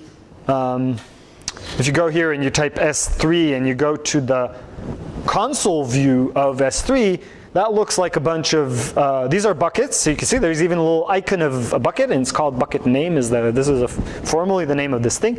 And if I search for Rokem, you'll see there's a bunch of buckets related to other projects. And then if I go in here, in this bucket, you'll see the files related to, that I copied over from Amanda's bucket. They're here, and I can click on this thing, and I can say, oh, I want to download that. And that would then download the thing onto my laptop. So now this file exists on my laptop. Notice that when I did that, I egressed data out of S3, and that is the point at which I pay for egress, for transfer of data across. So this file is tiny, so I didn't pay a lot. And even if you do this for fairly large files, it's not super expensive, but you want to try to avoid that. What you want to do is you want to do your compute where your data is. So here, this machine is in Ohio, my data is in Ohio. So when I copied data down into this machine, there was no egress associated. So if you can do your compute where your data is, you won't wait for the data to download. If the data was really, really large, you would have to wait a long time for data to come from Ohio to wherever it comes here down the wireless pipes into my laptop, and it would be blazingly fast on S3, on Amazon's cloud. So A, you don't have to wait, and B, you don't have to pay for that transfer, which you would otherwise. That answer your question?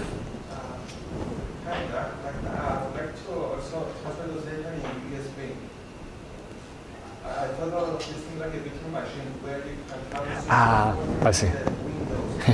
Yes, so so I think the question is, in here, in this machine, can I get a GUI interface that shows me all these things? And the answer is sort of, but really the interface that you have most of the time is this, it's the terminal.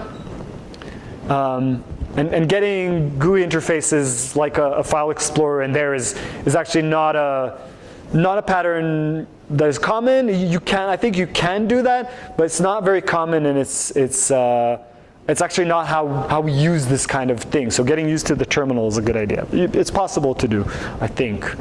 I haven't actually experimented with it too much with that. So you'd have to do a few other things to get that going. Okay.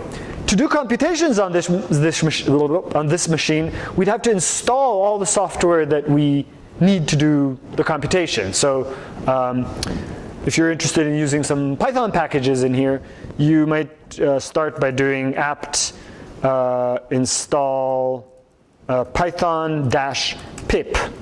Pip is the Python package manager, and you can install it using apt. Oops. In my case, it's doing. Let's try this one. Apt get install python pip. Sudo.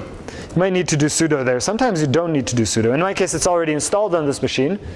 When you do apt install python pip, does it install pip or does it give you this message? It's installing. Yeah, I think sometimes you don't need to type sudo. In my case, it's already installed, so it's asking for permission to go and look at some other file, and that's why I got these errors. After you've done that, you should be able to do pip install.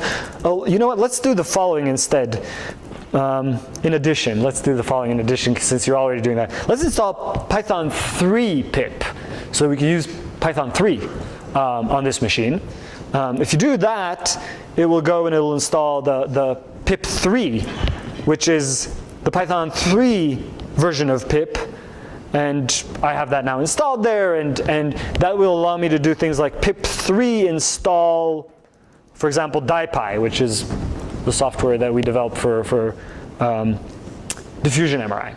So it goes and it collects all its dependencies and should install that. That's fascinating.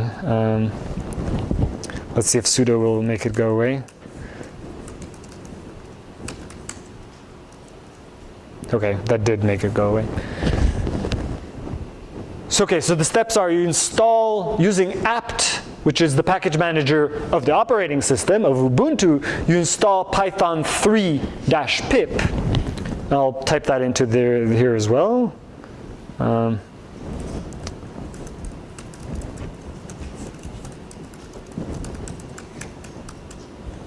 Like that, and then using pip3, you install DiPy. And doing those two commands should go and get and download everything. Again, part of the philosophy here is these machines don't have a lot on them. We don't get a machine that has all the software installed on it and everything. It's just the operating system to begin with, and then as part of setting up the machine, we always have to go through the steps of installing software on it.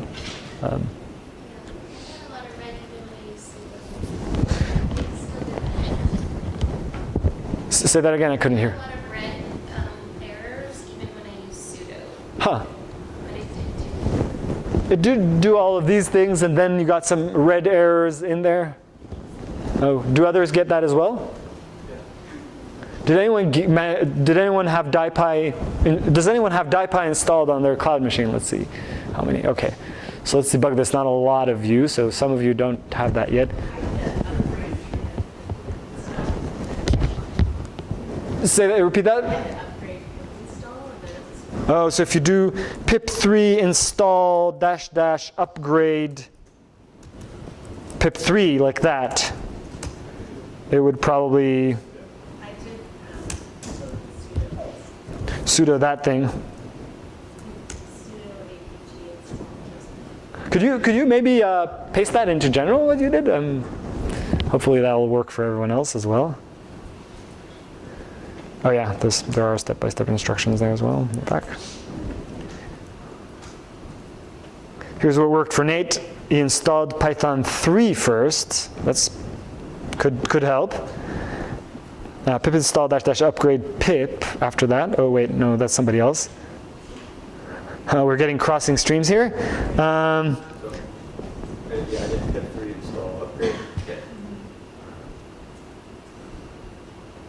Okay, so you can follow Nate's, which was sudo apt install Python 3, and then sudo apt install Python 3 pip, and then pip3 install DiPy, and you now have DiPy on your machine. Yeah.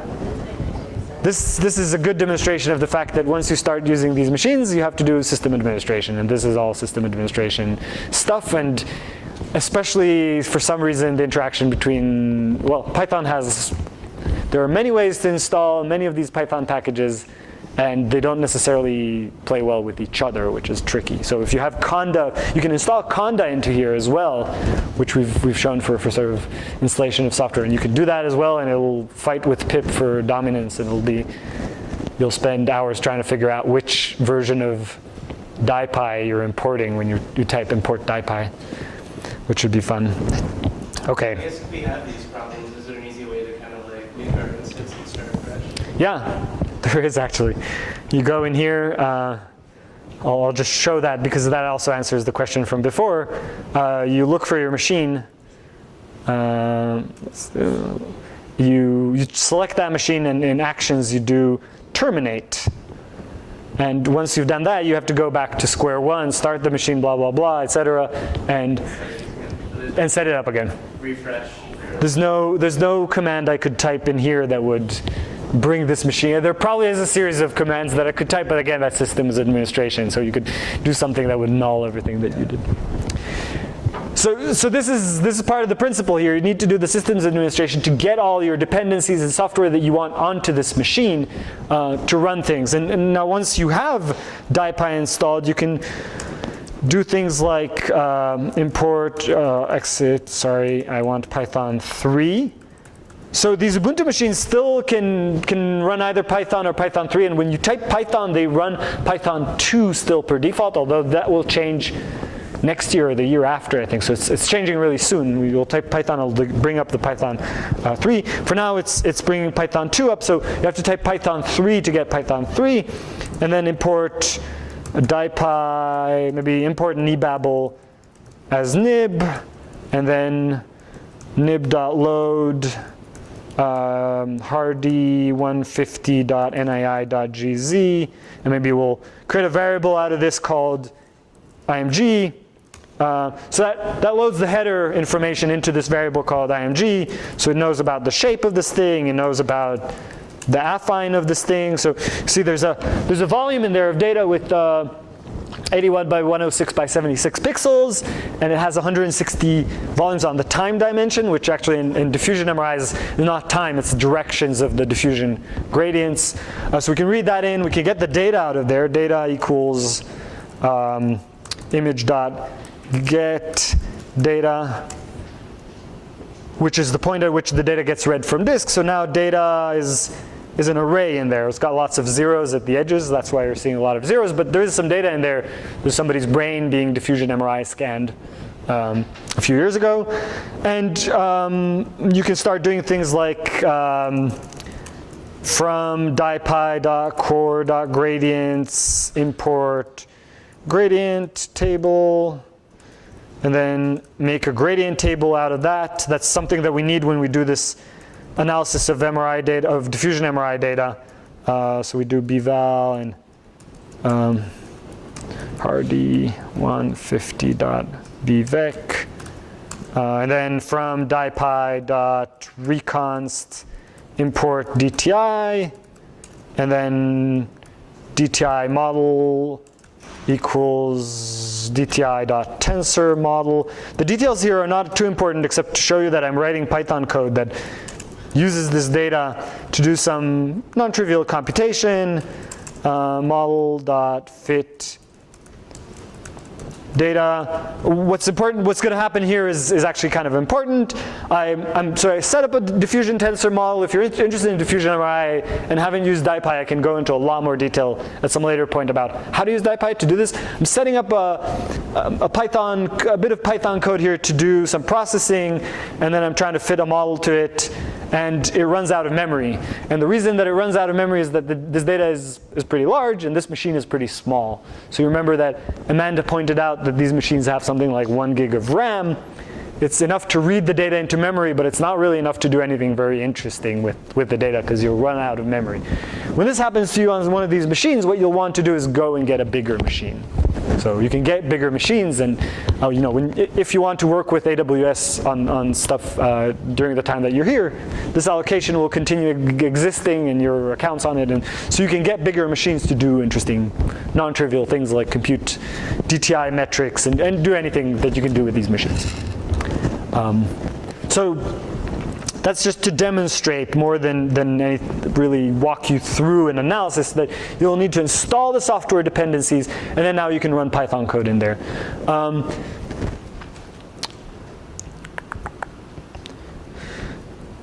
I'm trying to think, what is the next thing that I would like to do? Okay, so I would like to show you how to get HCP data into these machines. The Human Connectome project and several other projects have made available data on S3.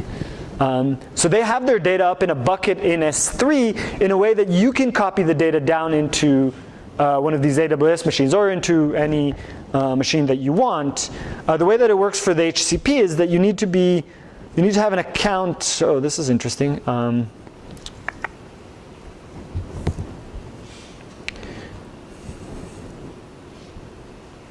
You have to have an account there in the Human Connectome database. So, Human Connectome database. There's actually a description on this wiki page here.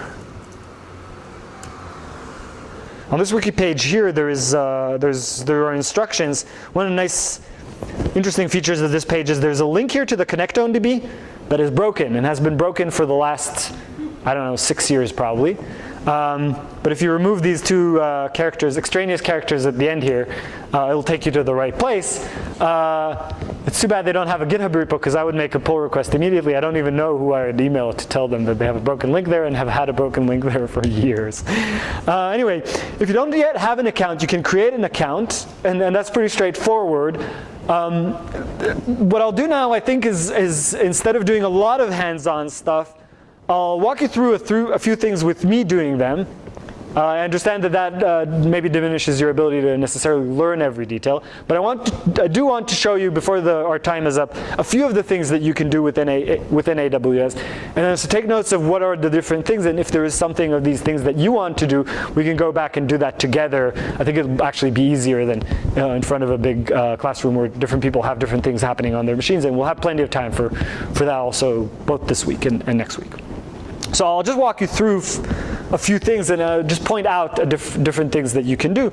So once you're in here, you can log in here, and it'll show you all the data set once you agree to the terms of use and so on, which is something that I think can happen automatically. In contrast to several of the other open projects, you don't need to send a data use request to a committee that will then sit and deliberate and give you an answer 2 weeks from now. Instead, you can use this data today, because I think for the basic kind of usage, you can do this with just agreeing to certain terms and conditions. So it's fairly open that way. Inside here, you'll get a view of what are all the different things that you can do. There's some lifespan pilot data. Somebody who was interested in developmental stuff. There are only 28 subjects with MRI data here, so it's not huge.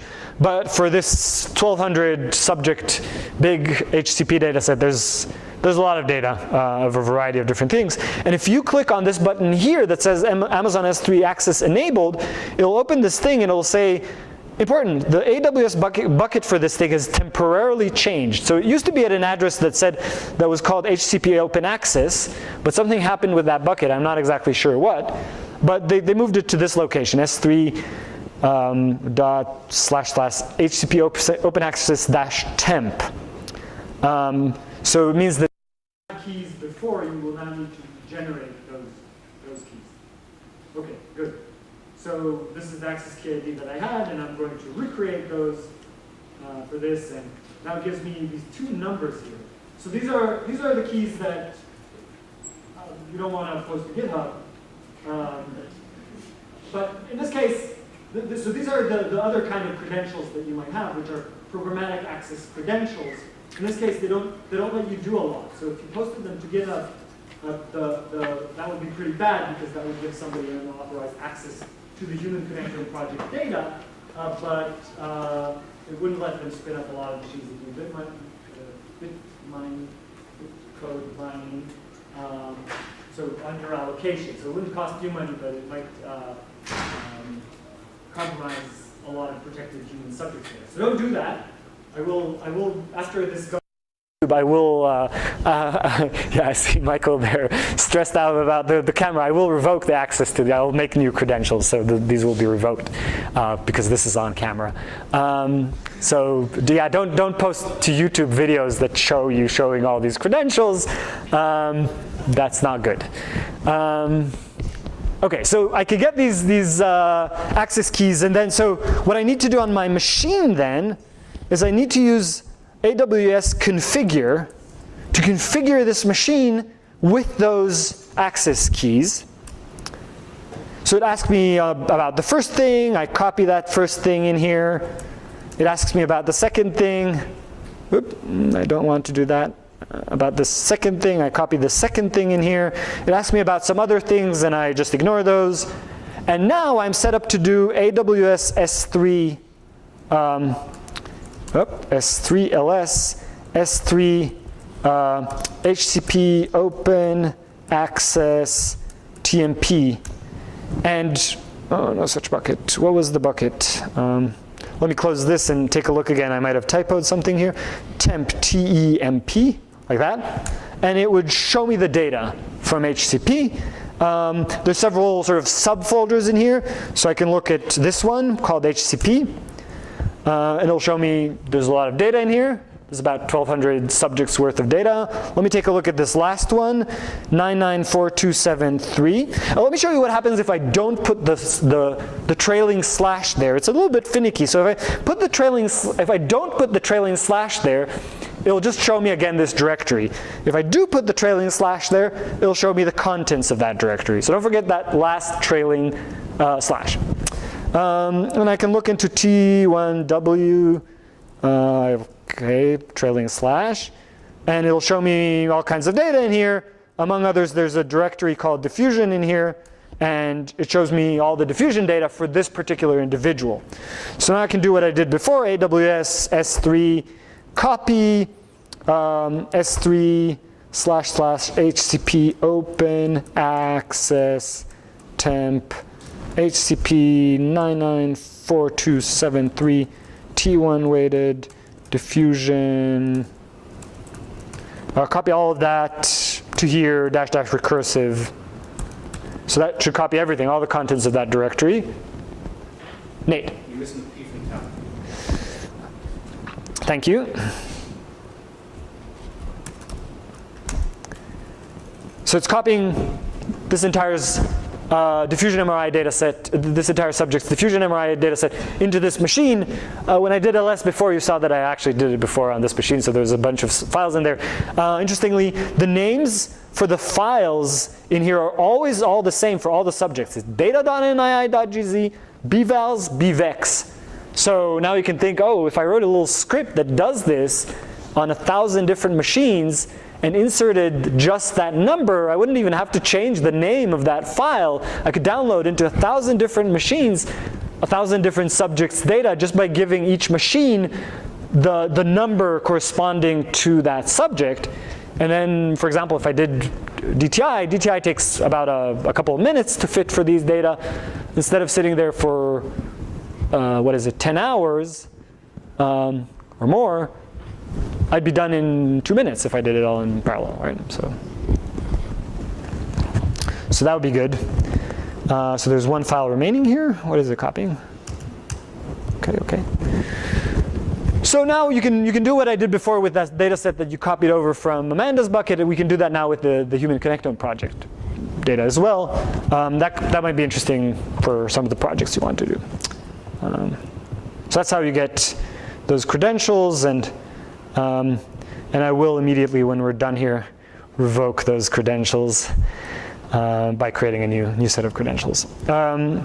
Okay, one more thing that you might want to do when you're using these cloud machines is related to your question about GUIs. One of the GUIs that you've seen here that can be used immediately with these machines is Jupyter. So instead of getting a standard GUI like the GUIs that we have on our laptops, like these kinds of GUIs to explore files and folders, we can get a GUI that works through the browser, which is Jupyter. And so you can install Jupyter onto this machine, And following a few steps that I've laid out in the notes here, you can get a Jupyter notebook server running on this machine.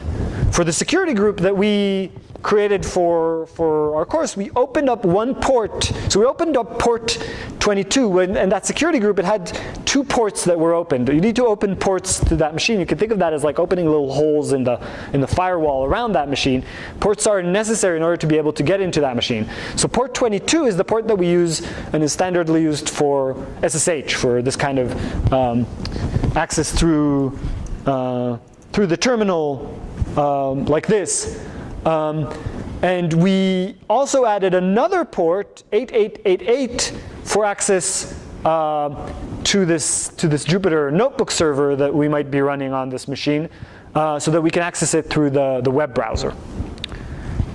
So let me go.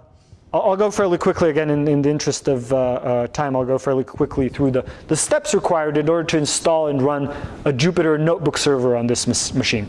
So you need to install Jupyter, which is pip3 install Jupyter.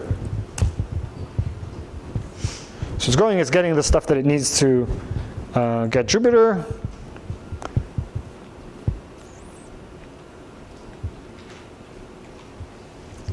And then you will have to generate a config file. I took this, by the way, from a page in the Jupyter documentation that's linked here. Does that link work? That link does work. That describes this in a little bit more detail, so you could go and refer to that. I specifically changed these instructions and simplified them down to a few steps that are needed to do this specifically on these AWS machines set up in this particular way. And those instructions on the Jupyter documentation are more general. For example, if you'd like to set up a Jupyter notebook server on a cluster or on a big machine that you have in your lab, you can follow those instructions to do that. You might need to ask a system administrator to open a port for you, a hole in the firewall that you have around your cluster or around your machine. And so that's something you don't need to do here. You did that through the security group. So I've installed Jupyter, and now it requires the notebook -- generate config command, which generates a configuration file for the way that the notebook runs on this machine. Overwrite this with the default. I've done this before on this machine, so now I'm going to overwrite that. So created a fresh config without all the changes that I'd done before. You'll want this to be this notebook to be password protected. You can open up this notebook. You can run a notebook server here that is not password protected. That would provide you with security through obscurity, in the sense that you'd have to know exactly which IP address to go to get to your notebook server. But then if somebody had that URL for where that notebook server is running, they would be able to run stuff on your machine. So maybe you want to protect it with a password. You can do that by generating a password, Jupyter notebook password. It asks you to enter a password, and it asks you to verify that one, and then it writes that password in hashed format into your configuration, into this JSON file that provides some of the configuration for the notebook server. In addition to these components, you also need to generate an Ssl key. That's done by typing all these things. I will copy and paste those. And I'll ask you a few questions here. Where are you? I'm in the US. What state? I'm in Washington. Locality, Seattle. Organization name, university.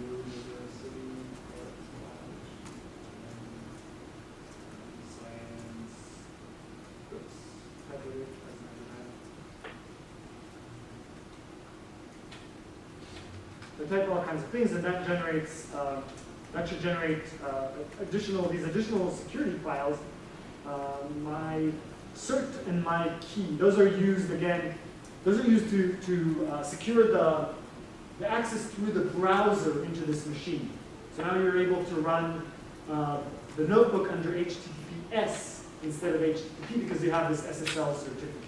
So that makes the traffic in and out of this. For example, when you type the password in there, that traffic is now secure with SSL encryption.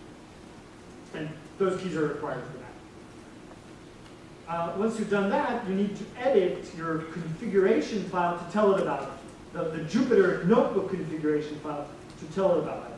That file is inside of a .jupyter folder and is called, what is it called? Jupyter notebook config.py. There's two files in there. One is this JSON file that holds some data, for example. It holds your hashed password. But there's this notebook config file that you can open. And this file is big and it's all commented out. It's kind of an interesting thing to do. What happens here is this file provides you with the ability to change the configuration of the way that the notebook runs. And all this stuff that is commented out is the current setting, the default settings of the notebook if you didn't make any changes.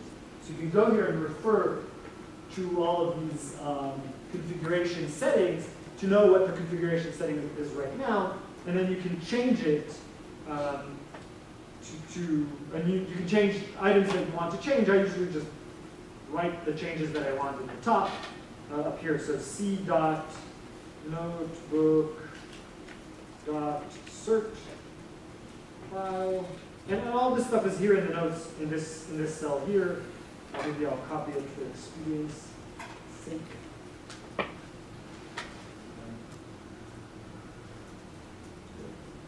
So I'm pointing, and this will be the same on your machines. They're exactly the same on your machines, and that is because we're all Ubuntu on this machine. And if you ran the generation of the certificate, the SSL certificate in your home folder, then that certificate should be right here. /home. This is where all the home folders are. /Ubuntu is our home directory, and then we're pointing to the cert file. We're pointing to the key file. We need to tell it to make all the IP addresses of this machine available. We need to tell it not to open a browser. When you run Jupyter Notebook on your machine, it automatically opens a browser. But there is no browser installed on this machine, and we wouldn't be able to see it because it would be opening on. Well, there's no display attached to this machine, and if there was a display, we wouldn't be able to touch it because the computer is somewhere that we can't touch it. So we tell it not to open a browser, and then we tell it to do all this on port 8888, which is the port that we opened a little hole in so that we can get to. And you can choose something else instead of 8888. This one is one that I choose. I don't actually know what range of ports you can use here, but I think you can get pretty much any number here within a range, a large range of numbers. So I save that out, and Nano, that's Control O, and Control X gets me out of here. And now I can type Jupyter Notebook in here, and that runs Jupyter Notebook. So now I can go to my to here, and I can say connect again, and this is the URL to this machine. This is the public IP address of this machine. So if I copy this IP address, and I type HTTPS, that's quite important, that's the SSL secured version of this. I paste that URL in here, I put a colon, and I say 8888. So in this secured address, HTTPS, with URL that AWS gave me, connect to port 8888 of that machine through the browser. And then it'll tell me that my connection is not private, and that is because I generated a self-signed SSL certificate, and the browser doesn't recognize me as an authority for generating SSL certificates, so it's warning me that somebody might be doing something fishy here. The person trying to do something fishy here is me, because I was the one generating the certificate, and that's why this warning is happening. So it's saying your connection is not private, but it is private because it's something between me and myself. Yes? Can you go back to I lost that topic. Back to the terminal? No, on Amazon. On Amazon, yeah, let me go back to on Amazon, I find my machine here among the list of all our machines by typing my username, my GitHub username. That gives me just the view into my machine. I highlight that one, and that enables me to click on this connect button. That connect button is really useful because it tells me both how to SSH into this machine, but it also tells me where my public DNS or my publicly available IP address is. So I copy that, and then I type HTTPS / that address, colon 8888, and it warns me, it will warn me about, very good. It warns me that this is not safe, in most browsers, you can choose a kind of advanced option that will then proceed to that unsafe location, and that brings up the password bar where I can type the password that I configured for this. And now I'm inside the machine. How do you get that, the link you just did? How do I get the keep going link that you just pressed on the save page? Oh, on the save page, let me go back in Chrome. That looks like, well, it might be tricky to get now. Let me try again. It might, yeah, now it might be like, oh yeah, you've approved this before. Yeah, it's saying you're approved it. At the bottom here, there was a little grayed out, small little thing that said advanced. You click on that. At the bottom, there's a link that says proceed. And then it proceeds here, and then you authenticate with your password, and you can. You can launch the window and then I'm sorry, I didn't get that. if you launch the window, private window, then you may do that. You're at incognito. Yeah. No. You've accepted it once. You've accepted it forever. So here you're seeing the files that I have inside of this machine. You may remember at some point I created these empty folders called data in AWS, because I didn't really understand where we were, but now I understand it. So here's all the data. I've downloaded some data from the Human Connector project that's here. I've downloaded this data from Amanda's bucket that I copied into my bucket, and then I copied down to this machine. I can start Jupyter notebooks in here. Since I've installed using pip, I've installed all kinds of things in here. I can do import nebabel as nib, and then I can do nib nib.load, and I'll load. I can do everything that you can do with notebooks on your own machine, like tab completion of file names.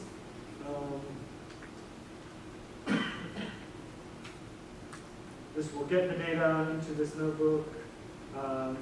I've not installed matplotlib, so I want matplotlib, so I go and I can get a terminal in here, and I can pip3 install matplotlib. Should work. Yeah, getting matplotlib. So I should be able to do, once that is done, yes, that's done. I should be able to do import matplotlib.pyplot as PLT, and I need to insert this magic matplotlib inline so that figures are in line. Ooh, the kernel seems to have died. That's not. So it goes. What happened? Let me restart this kernel. Maybe it's having some issues with the order of things. Okay, it had some issue with me installing while I was running, probably, so that solved that. Mat show, and I can show maybe data. We take the middle slice or so from this first dimension 40, all dimensions linked to the first volume, and here we are, we have the data. So you can do whatever you can do on Jupyter on your local machine, you can do on these remote machines as well. It's not so nice if your machine has a T2.micro that has hardly any memory, and my laptop has more memory than that, and no cores at all. It's just a really small machine. But I regularly use this when I need machines that are larger than my laptop to do a lot of computing. I set up a Jupyter notebook up there, I get my notebooks up there, I get my data in there, and do this. So that's a useful thing, and you might want to do that if you want to do something that your laptop can't do. Or if installing software on your laptop is complicated, you can do whatever you want on this machine.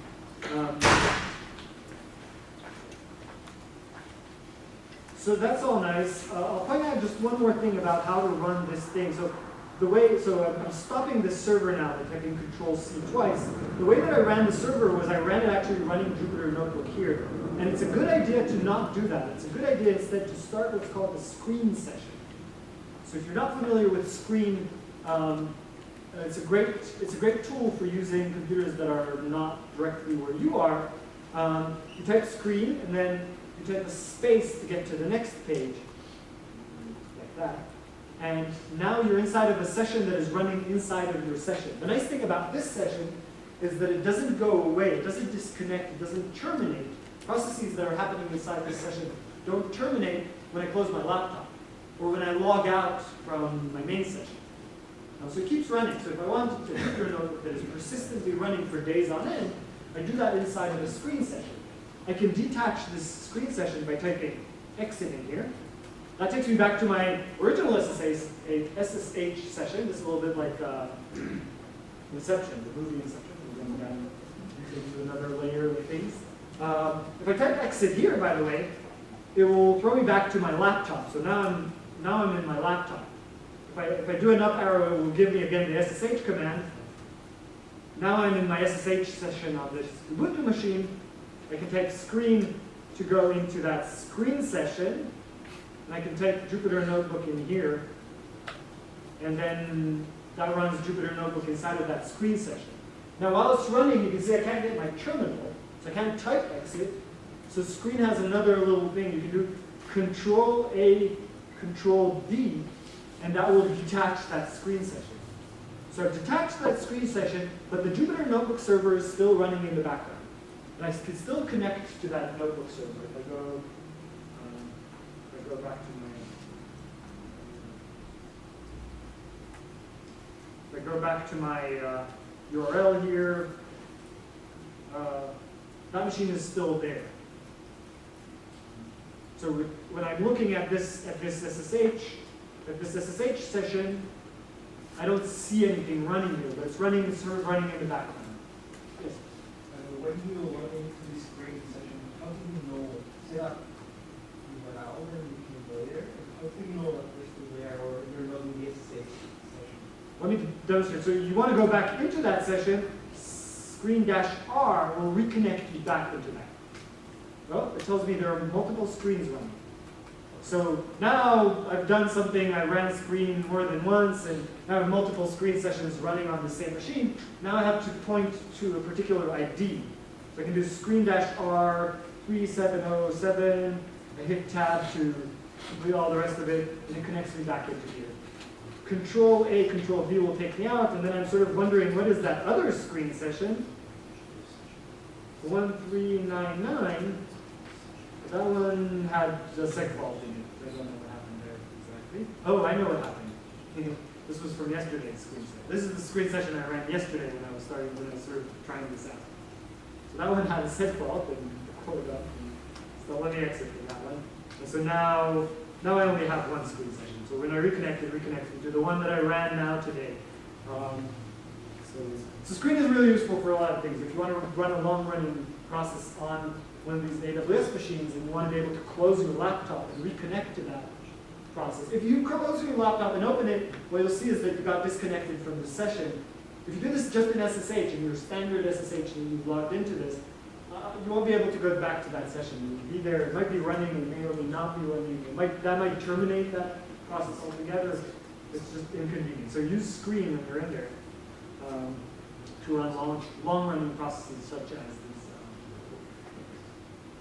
Yes?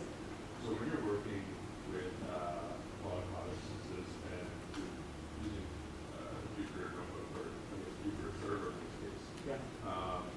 You typically wrap that up in a Docker container. And how does that work with kind of configuration of, let's say, a password and an actual SSH comment for Good question. So if I understand correctly, the question here is that I've set up some complicated set of dependencies to a Docker image.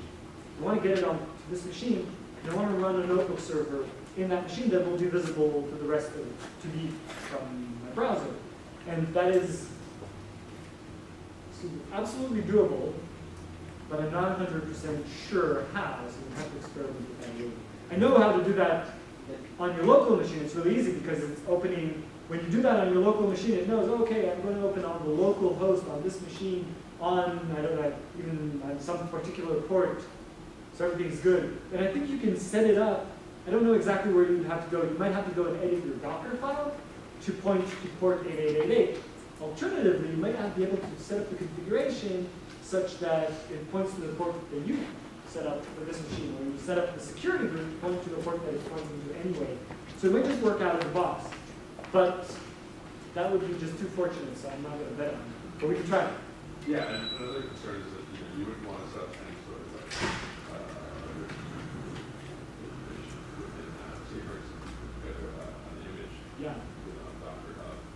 right? You don't want your credentials in there. So how do you get credentials in there? There's another way to get credentials in, and I'll just show this briefly, which is to say, okay, you're in here now. You're working in Python. Before I showed you how to interact with AWS, for example, S3, right? Now you want to put in your credentials for the Human Connectome project into your notebook. You want to enter that in some way without having to do that configuration step, because logging into that machine is complicated. It's a Docker somehow hidden behind layers of stuff. How do you get that in? So one tool that is really useful is a library, a Python library. Is there a capsule? A Python library called Botto3. I put up because we're short on time, and I want to show you a couple more things before we end. I'm going to just flash this up. There's a library called Botto3. If interacting with the console is awkward because you have to click on things and it's hard to automate, and you say, okay, I'll use the CLI. The CLI can be awkward for all kinds of other reasons, and then you might go to this software which provides you all of the functionality on AWS pretty much is implemented in this library. It's just a matter of finding how to run it. So it can get pretty cumbersome. But for example, S3 is pretty straightforward. Import Botto3, define a resource. This resource is S3 in this case. And here I've given it these credentials that I got from the Human Connectome project.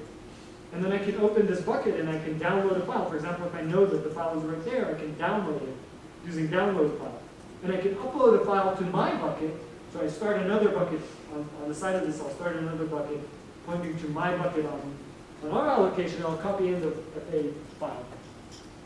So this is now I can write Python code that does the interaction with AWS for me. That's really powerful. Yes. So this takes from the bucket to the server in Ohio where we're running this Python notebook. That's right. Good. This code would download data from wherever the Human Connectome project bucket is and download it down to your machine in Ohio. Yes? Hey. Is there a way to find out which region the Human Connectome project stuff is so we don't have to pay transport? We won't pay. Okay. They will. Well, because in this case, I think it's set up so that the owner of the bucket pays for egress. Right. If you're sharing a lot of data on S3, this is worth mentioning, and a lot of people download your data, you're paying for it most of the time. You can set it up, you can actually set up the bucket with a policy that is a user pays policy, in which case if somebody else is egressing data, they're paying for it. I don't know where the Human Connectome project bucket is actually. I'm sure we can somehow get that configuration using this kind of stuff. Maybe not sure, I'm not 100% sure, but it went pretty fast, so it's, I don't know, it's somewhere on the internet. Okay, one last thing that I want to share. So now we've gone in a few steps from doing things by hand a little bit to automating things in code. Now we get to the point where you're saying, okay, now I really want to run this. Actually, I want to run this on all 1,200 subjects in the Human Connectome project. And the question is, how do I do that? I want to do that in parallel. And I mentioned, a while back, I mentioned something called AWS Batch. And that's designed especially for that. Batch computing is the idea that you do the same operation on multiple different inputs. For example, I might have as input this number. And that number might be 1,200 different numbers, and I want to do the same thing again and again on each one of those numbers. And you can do that through Batch. And Batch is a great system. The way that it works is a little bit like a Rube Goldberg machine in the sense that you need to create a command line interface that runs something. So you can do in Python, you can create command line interfaces. And so the input to that would be the number that specifies. So you write some code, instead of writing code that is specific to this subject, you write some code that has this as an input, right? So if we modify the string to say %s, this is sort of a string formatting, and we have subject number over here. Now this can be, subject number can be an input to some script that runs downloading the data, running DTI on it, creating an FA file, and uploading that FA file somewhere else. So Batch involves creating this command line interface, creating a Docker image that has that command line interface, such that when you run that Docker image, it runs the command line interface on the input. That's about it, actually. But it requires provisioning a lot of different kinds of resources. It's a pretty complicated system. And so to automate all that, we created a library. And by me, I mean Adam Halford, Richie Halford, who's a graduate student here at UW, created this library called CloudKnot. So knot is the collective noun for snakes. And so now you'll have a whole host of snakes, a whole knot of snakes up in the cloud running stuff for you. What CloudKnot does is it creates, it's a Python library, so you're doing all of your work in a Python environment. You import this thing. You'll need to actually set up the region so that it doesn't run in whatever the default region is. And so what CloudKnot does is it takes a function. In this case, the example that we have here is pretty silly. It creates some random numbers and multiplies them by each other. But you write a function and it has some input. And it takes that function as input into the creation of an object called a knot. Give it a name. For example, here it's random matrix product.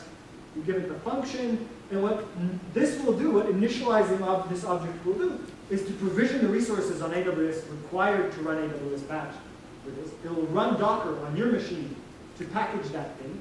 It'll run some Python code to make that into a command line interface so that AWS batch knows what to do with that. And it'll give you back this not object so that you can then do not.map. Mapping is a common term for taking a bunch of inputs and sort of mapping them all to one point, mapping them to that function.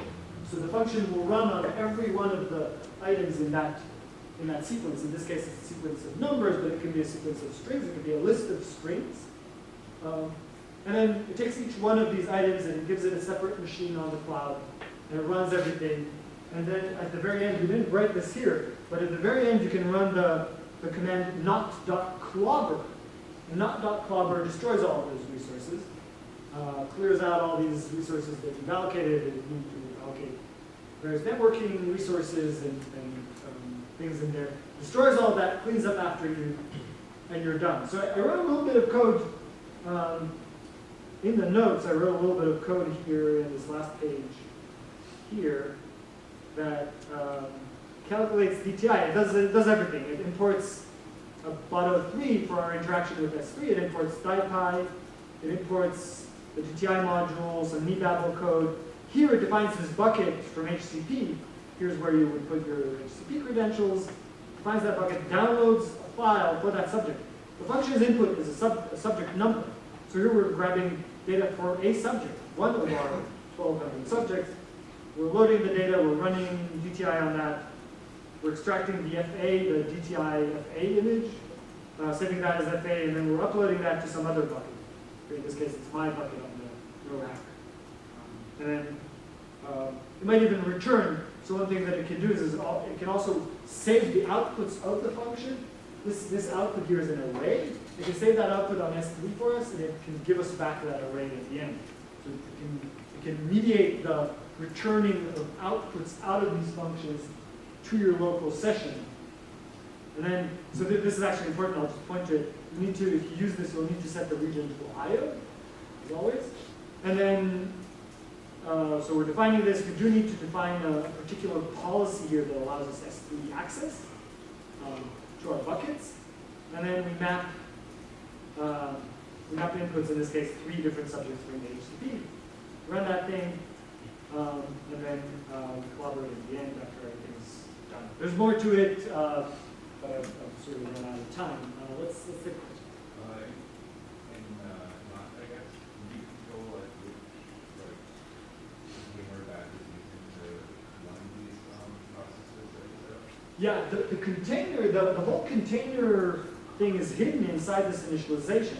When I initialized this, Docker ran on a laptop, it took this function, it looked at it.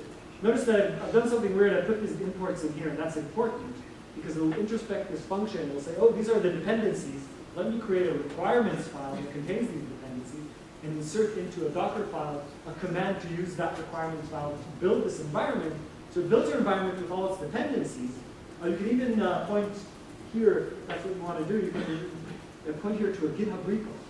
If that GitHub repo is set up in the way that we set up Python packages in the Python packaging tutorial a few days ago, then it has all the machinery to be installed on a new machine, and it will get installed. So if this is not even software that is pip installable from the Python packaging unit, you can still install it into this machine as a dependency, and everything should just work trademark, which is, to me, you'll spend a few days configuring it, figuring out what doesn't work. You can do arbitrarily complicated things here because you can actually inherit this Docker image from another Docker image that you configure to have whatever software you want on it. It can get pretty hairy. You can spend a lot of time configuring these things. As an example, I spent about 3 months with a student a quarter ago, setting up all kinds of image processing, complicated Java image processing, stuff from ImageJ to do some microscopy data. But once it's all set up, you can now crank through very large amounts of data that just wouldn't be realistic to do on a computer. And we pull from your own AWS either image registry or is that? Yeah, we use as the original dependency, we use the Python 3 image, but during this time, yes, it will create a Docker image and push it to your private AWS container registry. So that's also happening. So all these things, if you did this by clicking through the console, it's a lot of steps. I mentioned a few of the steps earlier, but now you're mentioning others, and I'm like, oh yeah, there's a whole registering your Docker image thing and pointing to it and so on, and putting all those things together is a bit cumbersome. We've automated that.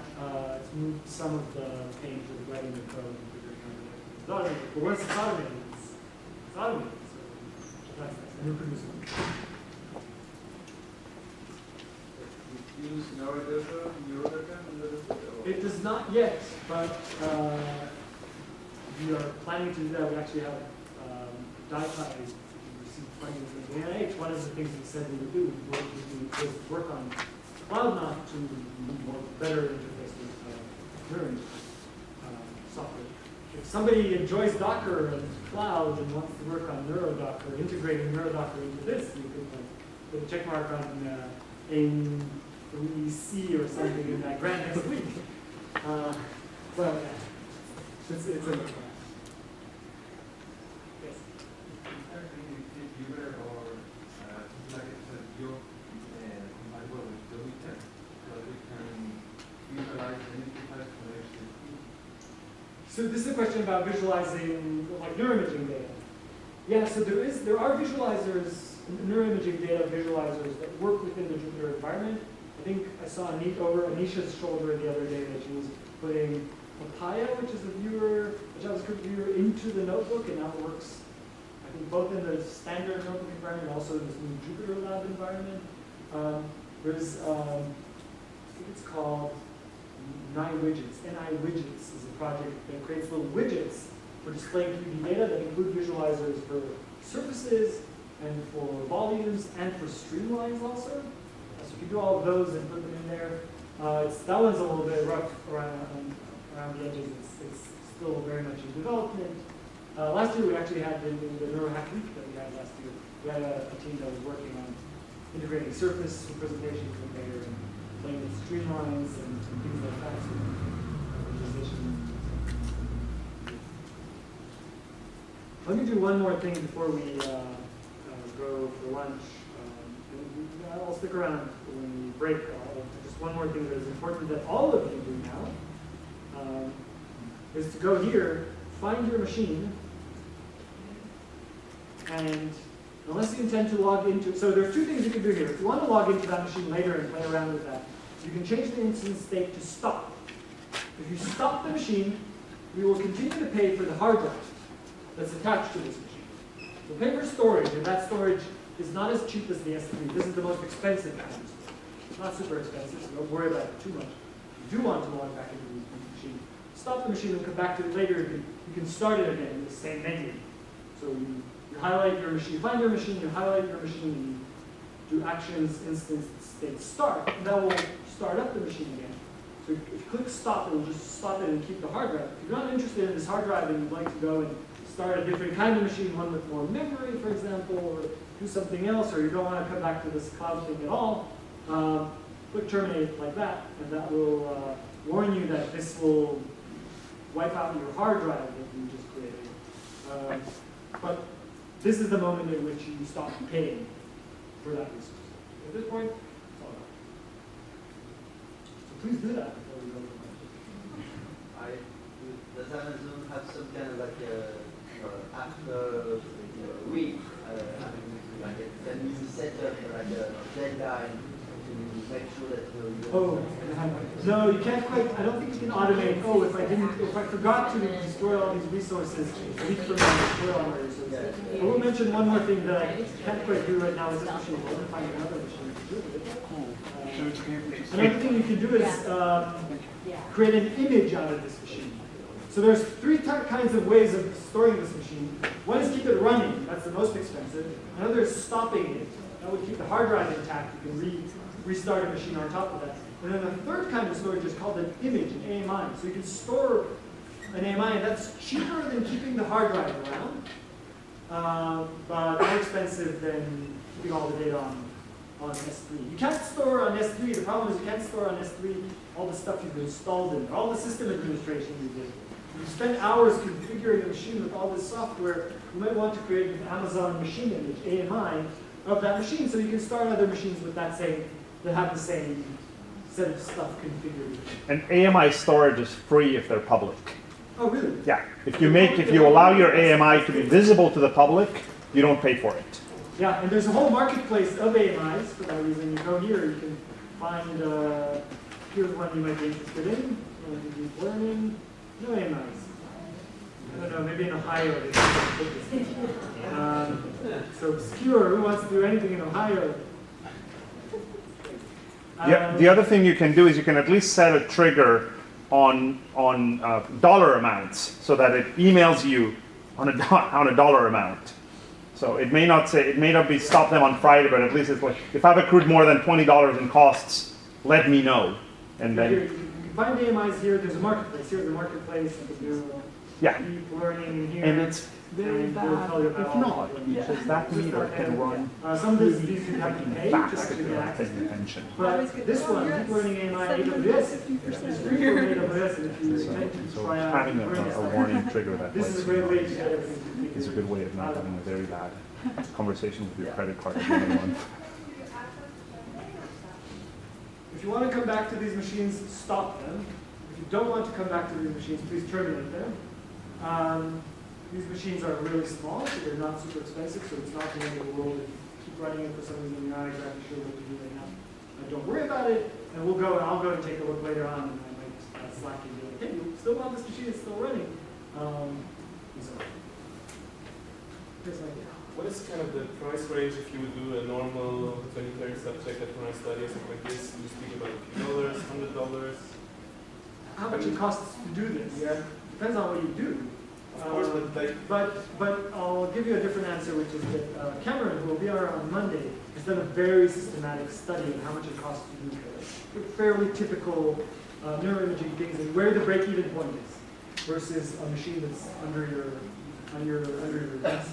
So he's actually done the analysis to tell you an authoritative answer on that. I think there's a paper in some stage. Maybe it's already published. We'll ask Cameron when he's here. Let's take a break now for lunch and come back to one for the panel. Yes.